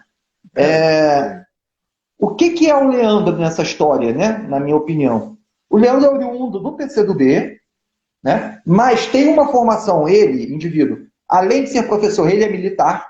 Então é um indivíduo com característica de centro mesmo, na minha opinião, individualmente falando. Né? Ele surge no PCdoB, vai para o PSB e do PSB vem para o PSD. Né? Aqui em Petrópolis, muito ligado à figura do Leal. Né? Então ele quase desbanca o Bernardo. E o Bernardo, apesar de estar num partido de centro que é o PL, ele está mais ligado a forças mais conservadoras do que o Leandro, talvez, apesar de ter, em um determinado momento, né, feito fotografia também com o deputado aqui de Petrópolis, Daniel Silveira, né, de ter de ter em um determinado momento flertado com Witzel, mas, ao mesmo tempo, ele é o cara que vai, no contexto das greves dos rodoviários, ele vai para lá, e aqui dentro de Petrópolis, é o cara que se coloca francamente em oposição ao Bernardo Rossi. É o cara dentro da Câmara que faz a oposição ao Bernardo. Né? Por isso ele figura dessa forma. Portanto, fazendo essa análise fria, né? Aí o Bom Tempo aqui, só falando os números dele, está com 27,37%, com 39,93%, ou seja, 11% à frente do segundo colocado, que é o atual prefeito. Né? Fazendo uma análise nua e crua aqui, fria da questão, né, a possibilidade, que a gente nunca sabe que eleição tudo pode, a possibilidade é a confirmação de Rubens Bom Tempo para o quarto mandato. Por quê? Porque o Leandro Azevedo, que é o terceiro colocado, ele pode se colocar neutro? Pode. Mas ele, quase com certeza, ele não vai apoiar o Bernardo Rossi, porque ele foi oposição durante o governo todo. Então, eu acho muito difícil o apoio ao Bernardo Rossi.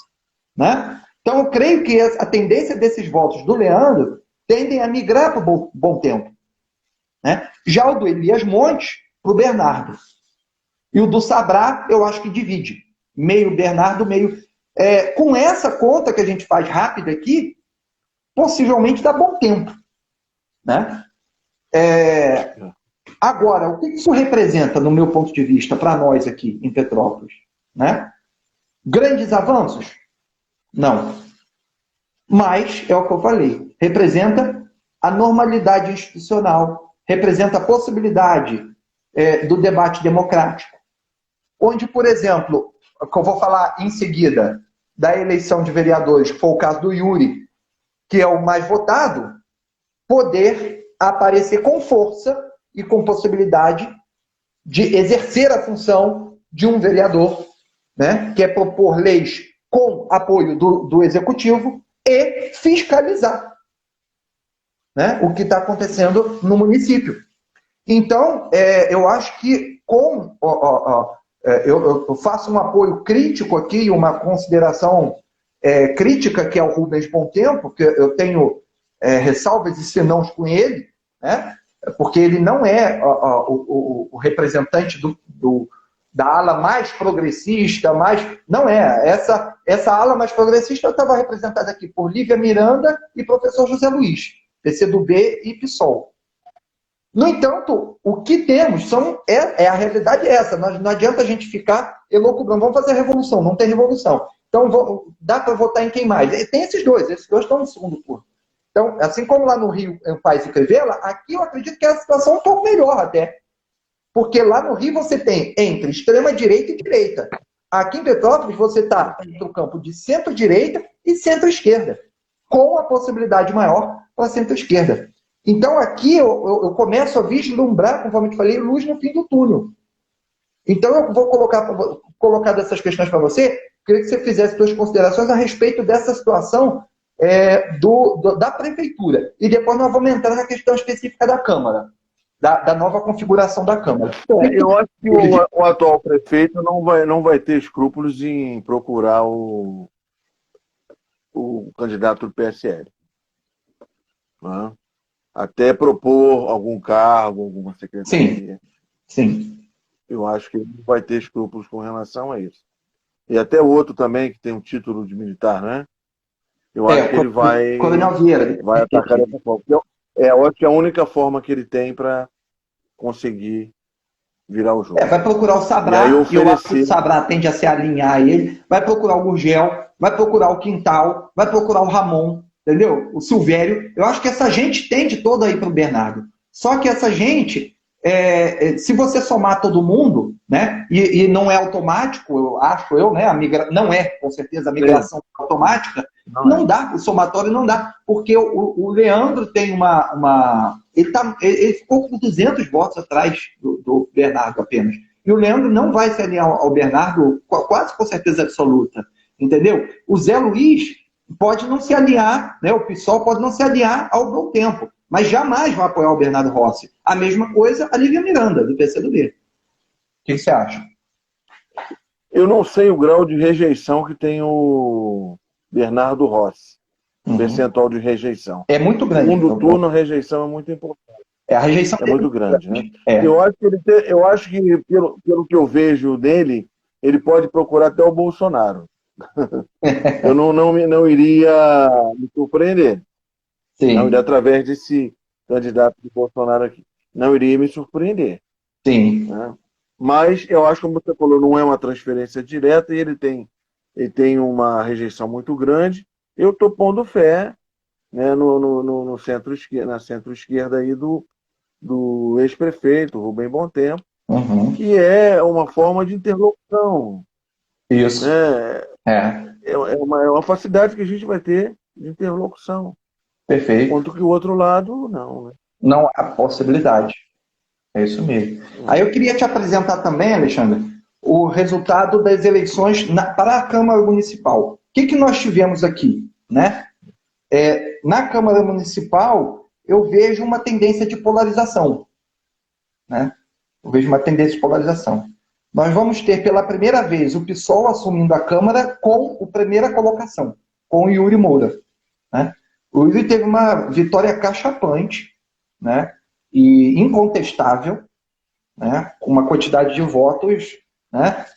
E, no total, nós tivemos 168.353 votos, desses 87,52, ou seja, 147.335 de votos válidos, né? Votos nulos 7,4%, 12.520, e brancos 5,04%, com 8.498 votos. Né?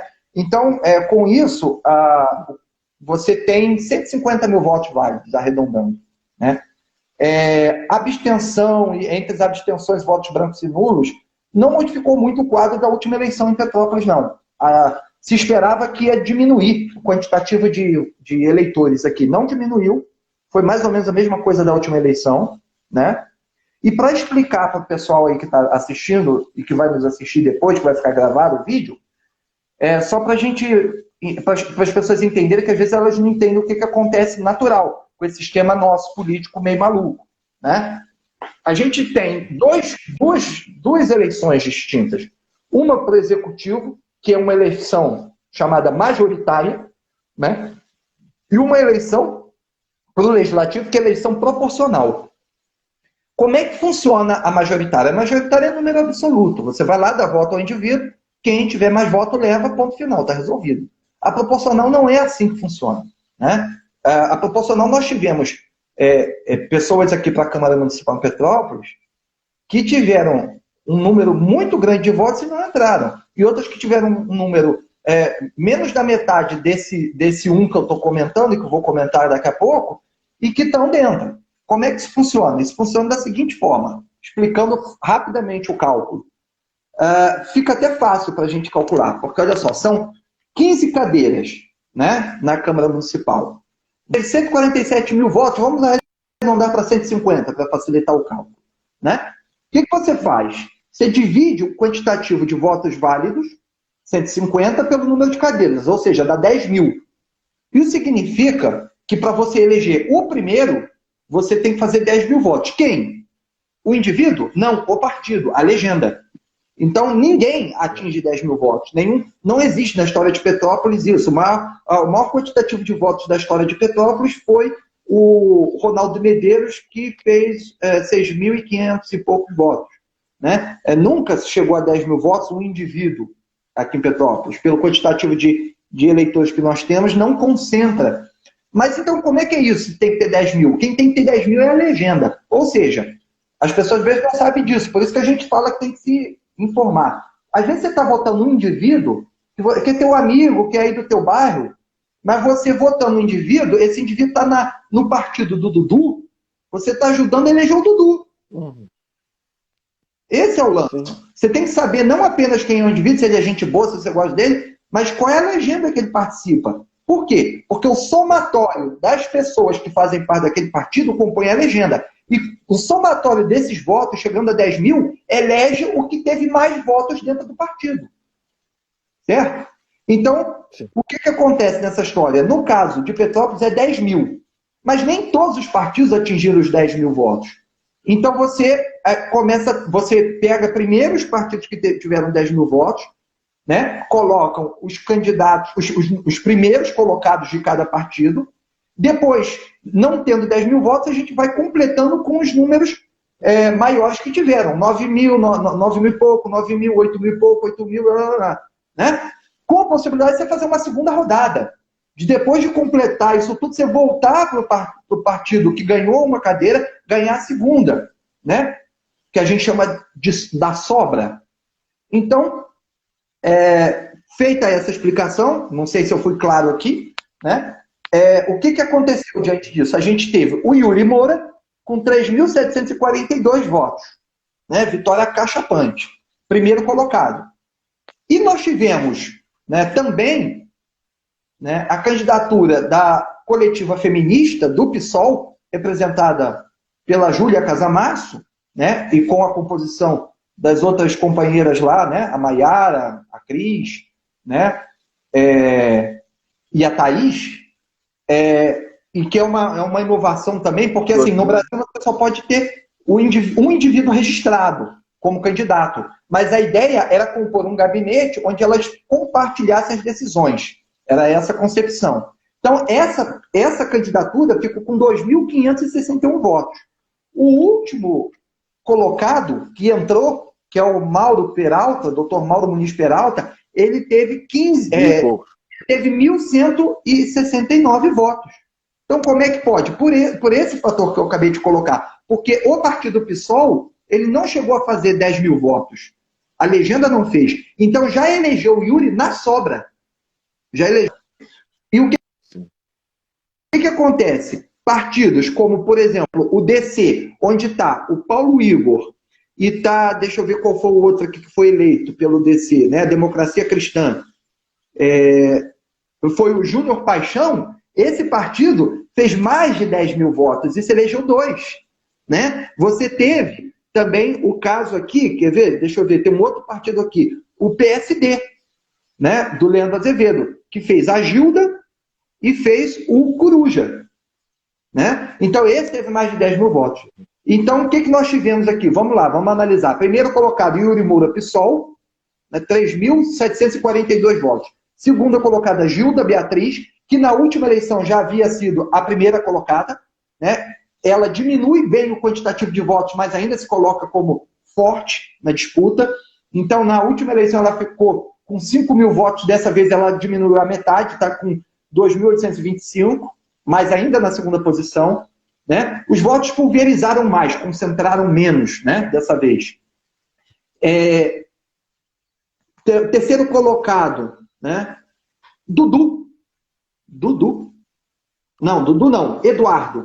Eduardo, eu não sei exatamente quem é uma novidade aqui para mim, eu tenho que estudar sobre esse pessoal, do Republicanos, 2.776, aí nós vamos ter o Ingo, do DEM, né, que era o presidente da Câmara, 2.617, nós vamos ter Domingos Protetor, também é uma novidade para mim, tem que estudar para saber quem é uma figura nova. Deve ser protetor de animais, alguém que... É do PSC. Protetor de animais, possivelmente. Né? 2.560. Aí vem o Dudu, que né? Clientelismo, compra votos, a gente sabe como é que ele se elege, pelo MDB, com 2.526 votos. Aí vem o Ronaldo Ramos, do PSB, com 2.417. O Paulo Igor, do DC, da Democracia Cristã, com 2.150 votos. O outro, que é o cara da banheira. Né? Aí nós vamos ter o Fred Procópio, do PL, ligado ao grupo do Bernardo Rossi, com 2.036, antigo secretário de Meio Ambiente do Bernardo Rossi. Nós vamos ter o Chitão, que também é uma novidade, do PL, ligado ao Bernardo Rossi, com 1.917, né? Ao Rubens, diretamente ao Ronaldo, já falei, o Ronaldo Ramos. Aí nós vamos ter o Lessa, Marcelo Lessa, que também é oposição ao governo, solidariedade ao atual governo, 1.694. Aí vamos ter o Otávio Sampaio, que é extrema-direita, PSL, bolsonarista, 1.531. O Coruja, do PSD, ligado ao Leandro, com 1.546. O Júnior Paixão, da Democracia Cristã, com 1.396. E o Peralta, do PRTB, com 1.169 votos. Né? Com essa configuração aqui da Câmara, nós vemos eu vejo, né, um centrão, e aí você tem uma extrema-direita, representada principalmente aqui pela figura do Otávio Sampaio, né? E você tem a esquerda representada pela figura do PSOL. Qual é a novidade aí? A extrema-direita, que ainda não tinha figurado em Petrópolis, que aparece com Otávio Sampaio, e a esquerda, que volta a figurar depois de muitos anos, né? Depois de você ter tido candidaturas do PT, né? Do próprio PSB, que estava mais à esquerda e veio mais para o centro-esquerda hoje em dia, mas na ocasião, né? E do PCdoB, né? Como citar alguns nomes, Paulo Strange, que hoje é o candidato a vice-prefeito e já foi prefeito, né? Isso. Você teve, naquela ocasião, tivemos o Renato Fraschella, tivemos o próprio Rubens Bom Tempo, né? Então, essas figuras estavam no campo da esquerda, retornam uma figura de esquerda, com mais perfil de esquerda, mais consolidado à esquerda do que todos esses que eu citei aqui, do que todos esses três, que é o Yuri Moura no PSOL. Então, nós temos uma polarização aqui, dois extremos, e um centrão. O que vai acontecer, Alexandre? Uma cidade como Petrópolis, que é uma cidade nem grande nem pequena, né? A tendência é que quem ocupa o poder, as pessoas que, mesmo que em um determinado momento se alinhem ao candidato que está perdendo ou que perdeu, muitos deles migram para a base de apoio para conseguirem apoio, para conseguir fazer, para ter condição de fazer suas emendas parlamentares, fazer a sua obra aqui e ali e poder ter apoio do governo municipal. Então, isso aqui eu acho que, independe se o Bernardo ganhar ou perder, ou se o Rubens ganhar ou perder, isso aqui não faz diferença, porque eu acho que quem entrar vai ter a maioria. O que para mim é novidade é esses dois polos. E aí nós vamos ter uma disputa franca e aberta, acho eu, e muito salutar, positiva, porque se descortina, a gente começa a ver quem é quem. Né? Eu acho que o Yuri tende a vir para cima do fisiologismo, tende a vir para cima de figuras como Paulo Igor e Dudu, tende a vir para cima de Otávio Sampaio, e o Otávio Sampaio vai se apoiar no discurso bolsonarista, notoriamente. Né? Não sei quem é esse. É um indivíduo que sempre foi aqui o apoiador, o braço direito do Bolsonaro e do Daniel Silveira. Né? É o cara mais ligado a eles. Né? E aí, para concluir o raciocínio, para te conceder a fala novamente, apenas quero também fazer as considerações de quem ficou fora desse jogo, quem são os suplentes diretos e que podem entrar, porque o prefeito que assume pode chamar esses que se elegeram para assumir uma função no executivo como secretário, uma secretaria, e esses podem entrar. E ficaram fora, e podem estar fora ou podem entrar, mas que tem figuras aqui tradicionais que ficaram fora. Então, vamos lá. A primeira colocação é do PSOL, né? A primeira suplência do PSOL, com a coletiva feminista, conforme eu comentei. A segunda colocação é do Maurinho Branco, figura que era cotadíssima para entrar e ficou fora no DEM. Né? O PSOL ali teve 2.561, o Maurinho Branco teve 1.944. O Antônio Brito, que tanto o Maurinho quanto o Antônio Brito tinham um mandato, que é o maior representante dos neopentecostais, do republicano, ficou fora com 1.894 votos. O Márcio Arruda, do PL, né, ligado ao Bernardo. Pois é, aí o que acontece? Se o Bernardo entra, por exemplo, né, ele pode puxar um dos eleitos do PL e o Arruda entrar, voltar. Então, em 1.673, né, você tem Jamil, tem o Sabral, não Jamil, o irmão, que me falha a memória o primeiro nome, né? Irmão do Jamil Sabra, que é atual vereador e concorreu a prefeito, do PSC, com 1.552 votos. Tem o Justino do Raio X, que é vereador atualmente pelo MDB, com 1.479, está fora também. Né? Nós temos o Júnior, que é do gabinete do prefeito Bernardo, do MDB, com 1.368. Nós temos Léo França, que é do Bom Tempo, PSB, 1.319. Tem o Renato Basílio, do PSL, né, com 1.318. Silmar Forte, que é atualmente o vereador em Petrópolis, né, de alguns mandatos pelo PL, com 1.254 por fora. Então, mas também pode entrar se o Bernardo se elege, né? O Antônio César, do Republicanos, com 1.252, né? O Gil Magno, do DC, com 1.249, o Marquinhos, do PSD, com 1.242, o Wesley Barreto, do PSL, com 1.203, e o William Santos, do PSC, com 1.100. Esse Wesley Barreto, do PSL, também bolsonarista, né? Da Juventude Bolsonarista, 1.203 para o Wesley Barreto, William Santos, do PSC, 1.163, o Guilherme Vitorino, alguma coisa assim, do PSD, 1.159, o Ronaldão ficou fora também, do MDB, com 1.136, e também o Luizinho Sorriso, do MDB, com 1.125 votos. Então, esses são as figuras ilustres e expressivas que estão fora do páreo, ou seja, a Câmara Municipal renovou do grupo deles, de 15, renovou 9. Né? Uns muito bons, como é o caso do Yuri, outros muito ruins, né? Como é o caso, por exemplo, do Otávio Sampaio. E aí, para concluir o raciocínio, nós ainda temos partidos que não tiveram legenda e que não têm condição nenhuma de entrar, mas que tiveram votação expressiva. Por exemplo, a figura do Tiago Leite Guel, que eu tenho que também saber quem é, do PROS, teve 1.312 votos. Anderson Rodrigues, do Novo, 1.301 votos, que eu também não conheço. E o professor Daniel Iliesco, do PCdoB, que ficou com 965 votos. Né? Então, é essa mais ou menos a configuração, Alexandre, e eu vejo dessa forma. Eu vou te conceder a palavra para a gente também, já estamos aqui com 1h30 quase de live, e para concorrer com o Jornal Nacional é quase desleal. Né? Então, só para a gente alinhavar. Então, o que acontece aqui, na minha visão, é isso. Né? Uma polarização, um centrão fisiológico que vai tender para lá ou para cá, independentemente de quem entra. Né? Pode ser o Bernardo ou o Rubens. No entanto, se o Bernardo entra, você tem uma tendência ao fortalecimento da direita e da extrema-direita aqui.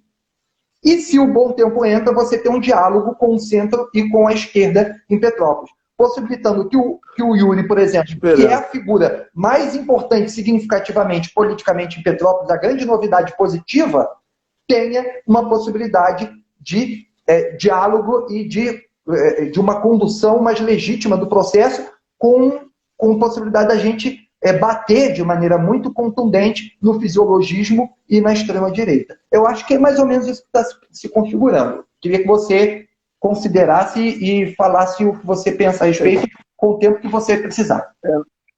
Maria Fernanda, um beijo. Você falou e... Boa noite, Maria Fernanda. Isso que você falou me fez pensar algumas coisas. Como a direita tem a facilidade de cooptar figuras independentes que não têm ideologia.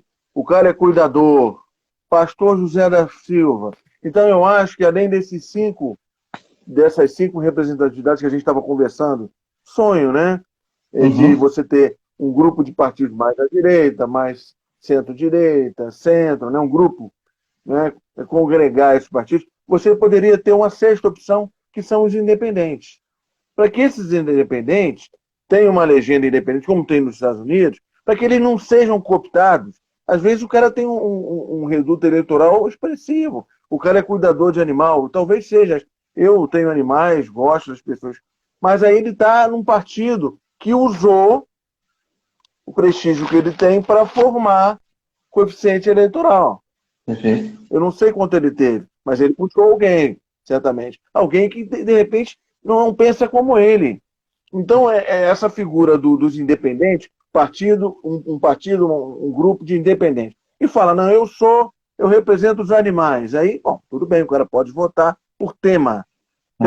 Mas o grande problema é você cooptar o cara que é dono da venda ali, que conhece todo mundo, é falante, é bom de papo, e aí a direita vai lá, opa, vou pegar esse cara. Porque na hora da eleição proporcional, esse cara é útil para puxar um cara que teve 1.000 votos, 900.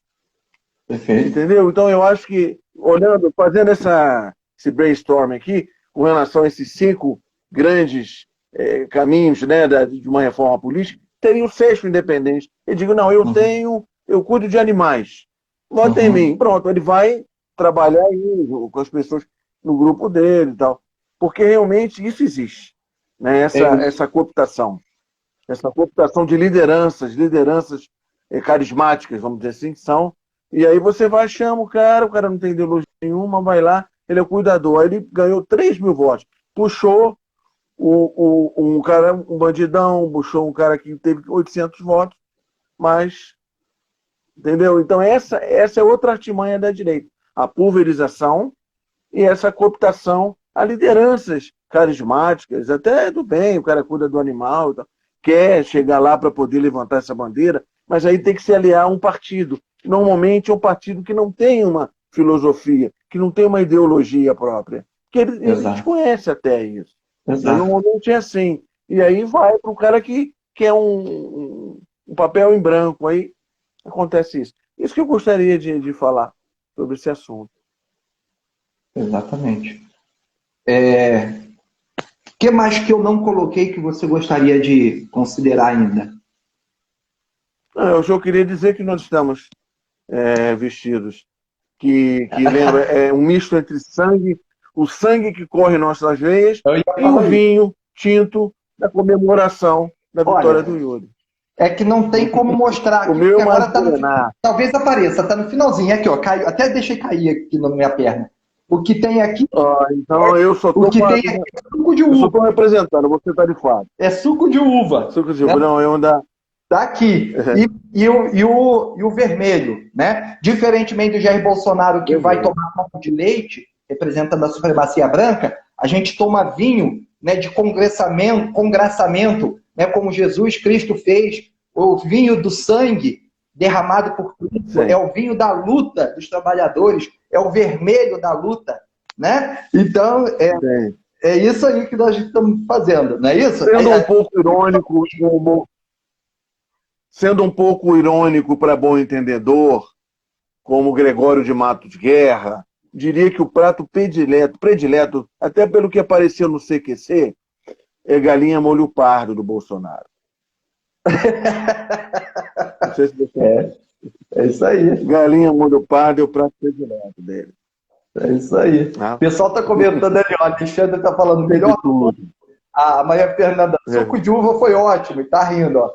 Mas Maria, suco de uva. Eu juro para você, eu gostaria que fosse vinho, mas eu não tô bebendo não, que tinha um suco de uva ali na geladeira, aquele suco de uva concentrado, né? Eu botei vou tomar esse suco de uva hoje em homenagem à luz no fim do túnel, que começa a ressurgir, a esperança de um mundo novo, né? Com a possibilidade da gente virar, e essa vitória cachapante do Yuri, que nós estamos comemorando aqui, né, e fazendo essa live muito... Eu vi num lugar aí, num grupo do WhatsApp, um comentário de uma amiga sua, né, o Vermelhão, não sei o que lá. Eu acho que a gente tem que caminhar, eu sempre vejo da seguinte forma, agora, vamos lá, mas pensar no futuro.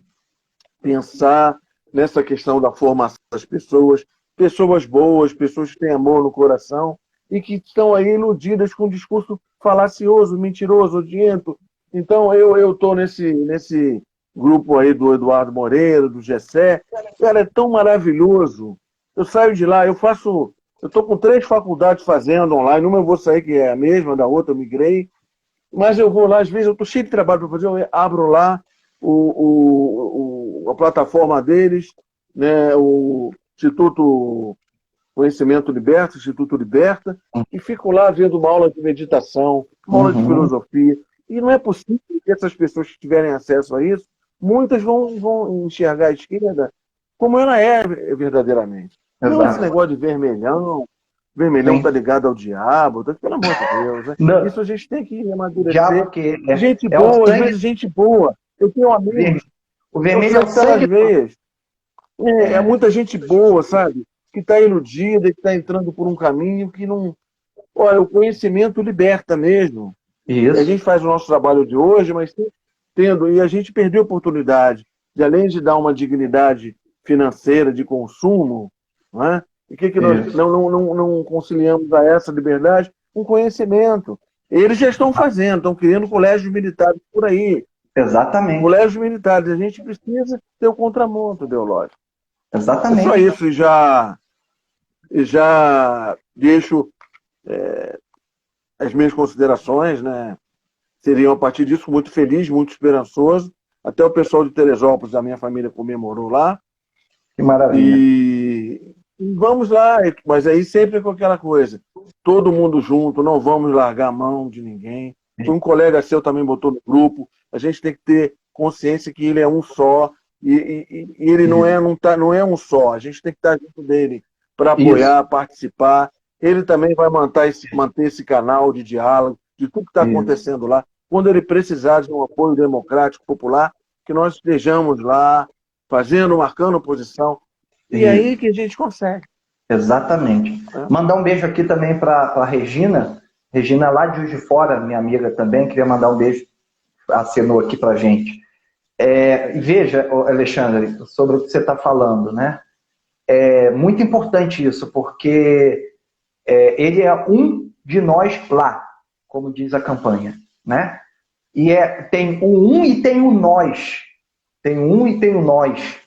Então, veja bem, não é possível ele conseguir absolutamente nada, isso as pessoas têm que entender.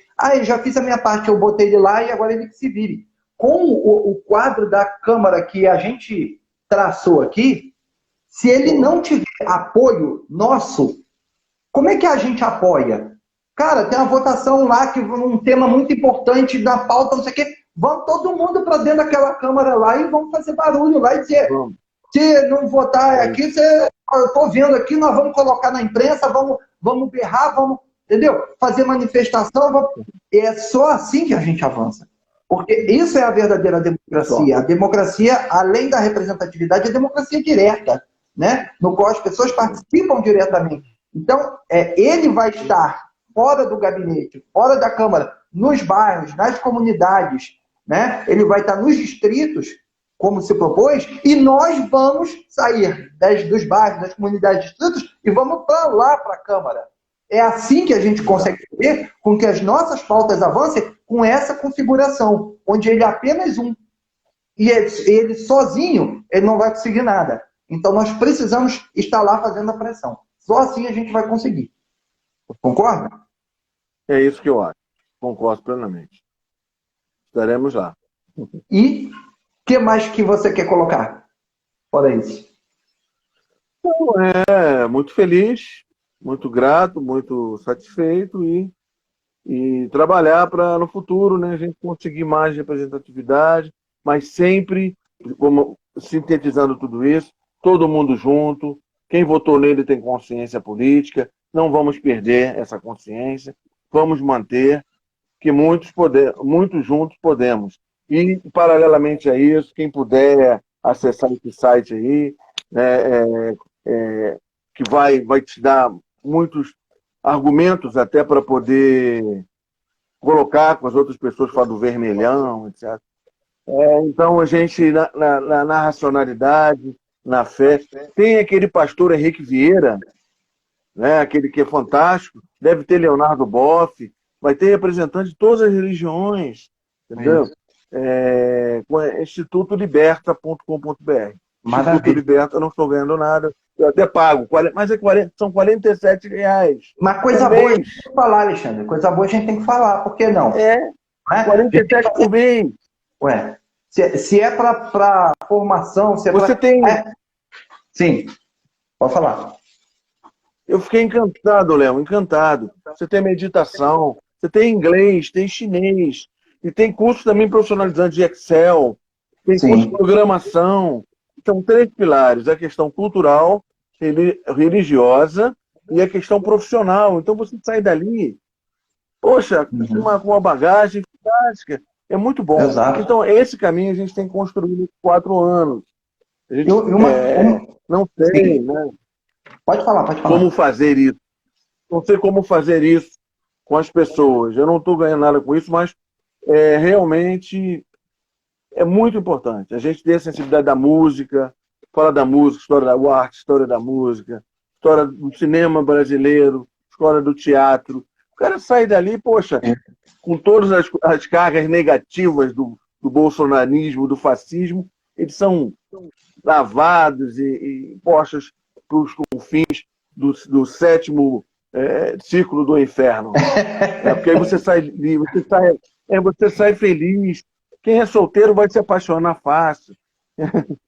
Quem é casado volta a se apaixonar pela mulher. Bom, tudo isso é válido. O amor, né? O amor. E a gente joga desse lado. O Alexandre Henrique está dizendo que excelente discurso. A gente agradece, Alexandre. E assim, é trabalho de formiguinha, né, Alexandre? A gente está aqui falando para um número pequeno de pessoas, mas essas pessoas possivelmente vão poder, concordando ou não, vão poder proliferar. E assim a gente vai, vamos dar base de sustentação para essas pessoas que a gente acredita e que ajudou a colocar lá. E assim, uma outra coisa que é importante também ser colocada, que às vezes as pessoas questionam, né, sem compreender muito bem, que é o seguinte, mas eu não acho legal esse negócio de direita e esquerda, né, isso não tem nada a ver, a gente tem que governar para o povo. O problema que as pessoas não entendem é que direita e esquerda representam tendências diferentes de visão de mundo. Ou seja, a visão da esquerda é a visão que está alinhada, né, à pauta dos trabalhadores, da classe trabalhadora. Então, a esquerda representa essa concepção dos explorados. A grande maioria da sociedade mundial é trabalhadora. A gente é explorado. A gente não tem capital, a gente não tem concentração de renda, a gente não tem concentração de propriedade, né? Nós não somos herdeiros, nós somos trabalhadores, vivemos do fruto do nosso suor, né? Então, a esquerda, ela está ligada a esse grupo. Quando você vota na direita, você está votando nos representantes do capital, dos mega empresários, do capital especulativo e financeiro, que explora o trabalhador e que quer o fim da aposentadoria, que quer o fim do SUS, né? Para que ele possa explorar, né, privadamente o sistema de saúde, né? Ele quer o fim das universidades públicas, das escolas públicas, eles querem a reforma administrativa com o fim da estabilidade do funcionário, né? Eles querem a reforma trabalhista com o fim dos direitos trabalhistas. Então, é isso que está em jogo. É por isso que as pessoas, às vezes, sem entender, elas falam assim, mas você tem que se posicionar desta forma, sendo de esquerda. Por que você... Né? Porque a esquerda é que é efetivamente humanista. O humanismo é intrinsecamente ligado ao campo da esquerda. Tem pessoas da direita e do centro humanistas? Tem. Né? Mas existe aqui, na minha concepção, e você me corrija se eu estiver errado, existe um conflito de interesses aqui. Ser humanista defendendo quem nos explora é meio maluco, né? Então é meio blasé, assim, eu faço aqui caridade, eu tenho um trabalho social bacana, mas aí tu vai lá e apoia e vota e dá poder a pessoas que são exploradoras, né, ao grande capital. Então, por isso que a gente assumidamente é esquerda, porque a esquerda é que está vinculada à pauta de qual a grande maioria da sociedade mundial vive, que é sob a exploração do capital e a pauta dos trabalhadores. Por isso, nós somos humanistas de esquerda. É isso ou não? E totalmente. A psicologia, Léo, explica isso muito bem. Eu gosto tanto de bicho. Ela gosta do bicho dela. Eu gosto de ajudar as pessoas. Ela gosta de ajudar as pessoas na igreja dela porque ela tem um status. Isso. Ela cria um status importante na igreja. Você vai observar, eu gosto de animal, eu gosto do seu, mas ver um morrendo na rua, ai meu Deus. Né? Exato. Por isso que a gente precisa aqui ter esse conhecimento teórico da filosofia, da sociologia. Isso. Você fala assim, Deus acima de tudo. Que Deus? Não, Deus só tem um, não. Tem o Deus do cara que vai cheio de bomba lá, e vai explodir. Tem o Deus das cruzadas, é o mesmo Deus nosso. O cara vai assaltar um banco, vai sequestrar alguém, que Deus me ajude. O cara vai sequestrar alguém, que Deus me ajude. Que Deus. Então, essas questões são importantes aí, na formação intelectual, humanista, que a gente vai ganhar sempre, porque, como você falou, humanistas somos nós. Mas eu gosto tanto de cachorro, gosto do seu, cachorro importado, 20 mil reais. Tem um cara do Novo aí que tinha 3 cachorros aí no São Paulo, sei lá, morava numa mansão. Então ele gosta dos dele, mas ele não gosta dos outros. Exatamente. Ele ajuda na igreja para ele ganhar um status. Não, fulano, ele vem aqui, ele é empresário, ele ajuda muitas pessoas, mas para ganhar status, ou para até ter uma carreira política. Não é não é de dentro para fora. Exato. Espontâneo. Exatamente. É essa questão, né, que está em jogo, em xeque. E aí é por isso que a gente se posiciona no campo de esquerda, progressista, popular, democrático. Né? Queria mandar um abraço aqui também para o Daniel do Amendoim, que foi candidato também pelo PCdoB, esteve aqui, não sei se ainda está. Né? A Regina está dizendo aqui que está adorando a conversa. Obrigado, Regina. A gente agradece aqui.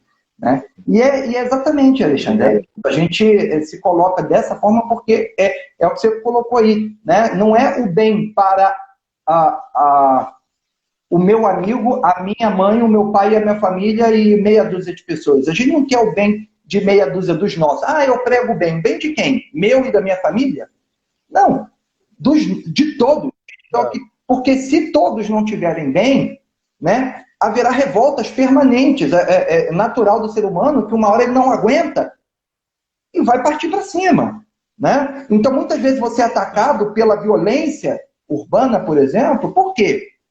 Porque você tem um sistema social desigual e esse indivíduo, ele não vê muita saída, não se entra no mundo da criminalidade. Eu não estou aqui fazendo discurso, que lá vem o pessoal da direita dizer que a gente faz defesa de bandido. Não é isso. Mas a gente tem que entender por que esse cara se torna bandido.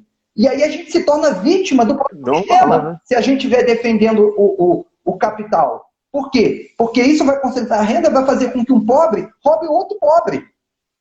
E a gente fica com raiva do pobre que me roubou e não do cara que está lá explorando a gente lá em cima. Né? E aí você falou, né, pedir a Deus, como essa gente pede, né, que bandido bom é bandido morto, pedir a Deus para matar? Que Deus é esse? Né? Outra coisa, você colocou uma coisa aqui, queria até fazer uma provocação, uma brincadeira. Né? Você falou, para pedir a Deus para roubar banco, aí eu já tenho minhas controvérsias, porque aí eu acho justo. Roubar banco... Eles roubam, né? Mas... E eles não pedem a Deus, não. Eles não pedem a ninguém. Mas se para roubar banco, eles roubam mesmo. Distribuição da renda, tudo bem. Agora, para concentração também pessoal, é safadeza do mesmo jeito. Não faz sentido. Para tirar de um e concentrar no outro, não tem sentido nenhum. Né? É só uma provocação. Brincadeira. Mas eu entendi. Entendi. Não é roubo, é desapropriação. Na época da luta armada, né? Vamos... Mas se for para você concentrar, aí não. Aí não pode invocar Deus, não. Ademar de Barros, aquela história do cofre dele. A gente vai ter oportunidade, você como historiador, de falar um pouco do roubo, do assalto ao cofre do Ademar de Barros. Os maiores ladrões da história brasileira foi o governador de São Paulo. Essa é uma história que sabe. Nós estamos aí, Léo. O que mais, Alexandre? Só isso. É isso? Muito feliz e lembrando sempre que a participação popular e uma formação teórica humanista é uma possibilidade, quem queira. Está lá, institutoliberta.com.br, 47 pratas por mês, você tem 16 matérias, vai abrir muito mais. Você brigou com o marido, com a mulher, vai lá ouvir o pastor Henrique Vieira, que é um cara que foi candidato pelo PSOL. Fantástico, é inclusive, isso aí. Né? Então, vai ouvir o padre que vai aparecer daqui a pouco, vai fazer uma meditação. E você quer ir lá, cara, nada de vermelhão. Vermelhão é a cor do nosso sangue. Porque tem gente boa em todo lugar, né, Alexandre? Tem gente boa e gente ruim. Tem gente boa dentro da igreja, gente ruim dentro da igreja. Né? Tem de tudo. Então... O Eduardo Moreira é um milionário, ele trabalhou no mercado de capitais, e ele agora resolveu uma iniciativa que só ele ou alguém como ele poderia fazer. R$47, gente. Aí você tem o Gessé Souza, que, poxa, é fantástico, tem filósofo, tem professor de história maravilhoso. Então você sai dali e, poxa, é isso? Então era isso mesmo? É isso. Está lá a história, que a filosofia vai ter psicologia. Então você formar o ser humano, a crítica dele. Isso que a gente precisa, paralelamente. Isso aí. Né? É isso que mais? Que eu queria deixar. É isso? Então, isso tudo. Para encerrar, vamos à luta. Viva o PSOL, viva as esquerdas, viva o progressismo, viva o campo popular, viva o campo democrático, os trabalhadores, a luta dos trabalhadores. Né? Viva Yuri Moura, a eleição de Yuri Moura, nos acende uma luz no fim do túnel. E, para concluir, invoco a Internacional Comunista. Né? De pé, ó, isso que eu ia falar. Fome, de pé, famélidos da terra. Perfeito? O Jorge Malta tocando no violino, eu botei lá no meu Facebook. Lindo. É isso aí. Então é isso, Alexandre. O que mais? Só Obrigado isso? pelo convite. Só isso tudo? Só isso tudo. Obrigado pelo convite. Eu te agradeço. Estamos aí. Sempre muito bom.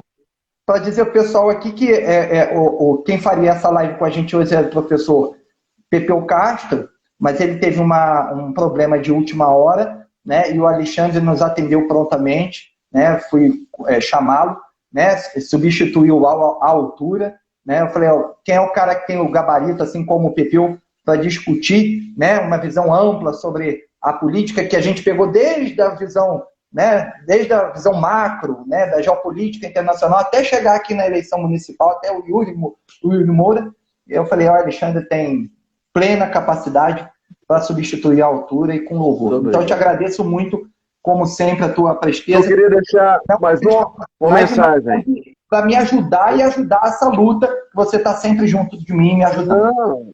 Diga, meu querido, pode falar. Você tem um público que cada vez está crescendo, mais qualificado, a gente não pode deixá-lo, né, na mão. Só queria deixar uma mensagem para vocês que estão acompanhando, e vai ficar gravado.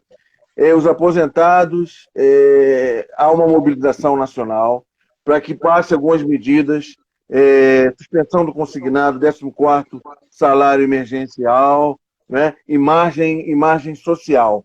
A orientação é entrar em contato com os deputados. Eu liguei para o Eduardo Bolsonaro, que o rapaz pediu, e para o Flávio não atenderam. O único que me atendeu foi o senador Esperidião Amin. Deixei lá, pedi para o meu pai entrar em contato, minha mãe entrar em contato. Vamos fazer com que isso saia, porque a pandemia, infelizmente, está longe de acabar. E os aposentados e os servidores públicos, os aposentados, que estão sustentando ainda a economia brasileira. Muitas empresas, infelizmente, faliram, muitas pessoas sendo demitidas. Então, são os aposentados que estão até auxiliando seus parentes demitidos, seus filhos, seus netos, né? Então, isso é necessário. Vamos fazer uma pressão, que política é todo dia. Exatamente. E pelo contrário, né, Alexandre? A pandemia não está acabando. As pessoas relaxaram, a gente vê uma tendência de retorno na Europa, um crescimento exponencial nos Estados Unidos, e aqui no Brasil a situação já está começando a subir de novo. Nós ficamos alguns dias seguidos, semanas seguidas, em tendência de queda. Já começou a subir de novo, infelizmente. E não vamos despachar com isso, não. Pelo contrário, o governo e o Estado estão aí para segurar a peteca. A gente não pode produzir papel moeda, mas o governo e o Estado pode. Ah, mas isso gera inflação. Mentira, calúnia. Para não dar dinheiro para o pobre. Por quê? Porque não existe inflação sem consumo. Nós estamos sem poder de compra, não tem um monte de desempregado, não tem consumo, então não existe possibilidade de inflação. Roda papel moeda no Banco Central e distribui em assistência para quem tem que ficar em casa, ao invés de fazer esse discurso fácil de botar, então ou a gente morre de Covid ou a gente morre de fome porque não tem como trabalhar.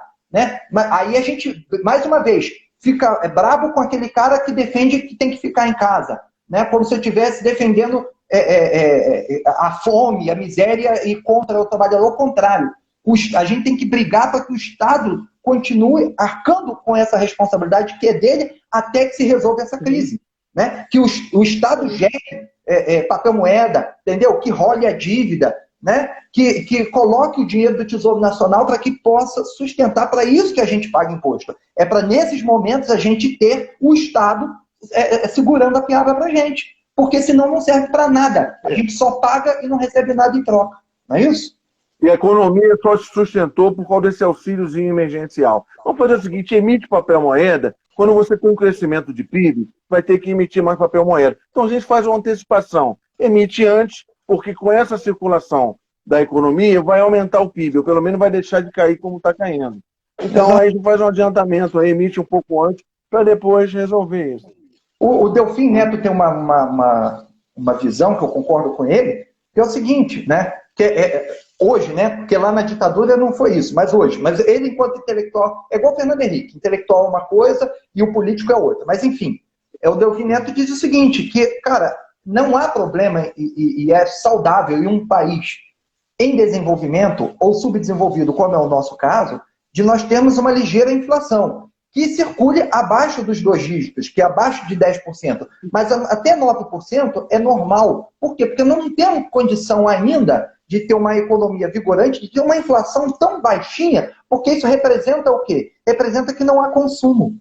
Então, não há problema, desde que você tenha ganho real. Ou seja, que o ganho do salário do trabalhador seja sempre acima, a reposição acima da inflação. Então, é isso que nós temos que entender, que as pessoas não entendem, infelizmente. Né?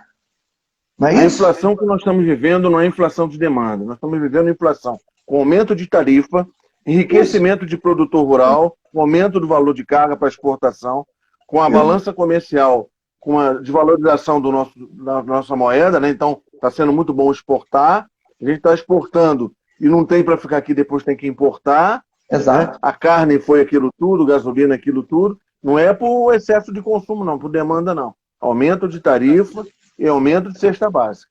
Exatamente. É isso. O que mais? Então é isso. Então, muito obrigado mais uma vez. Tá?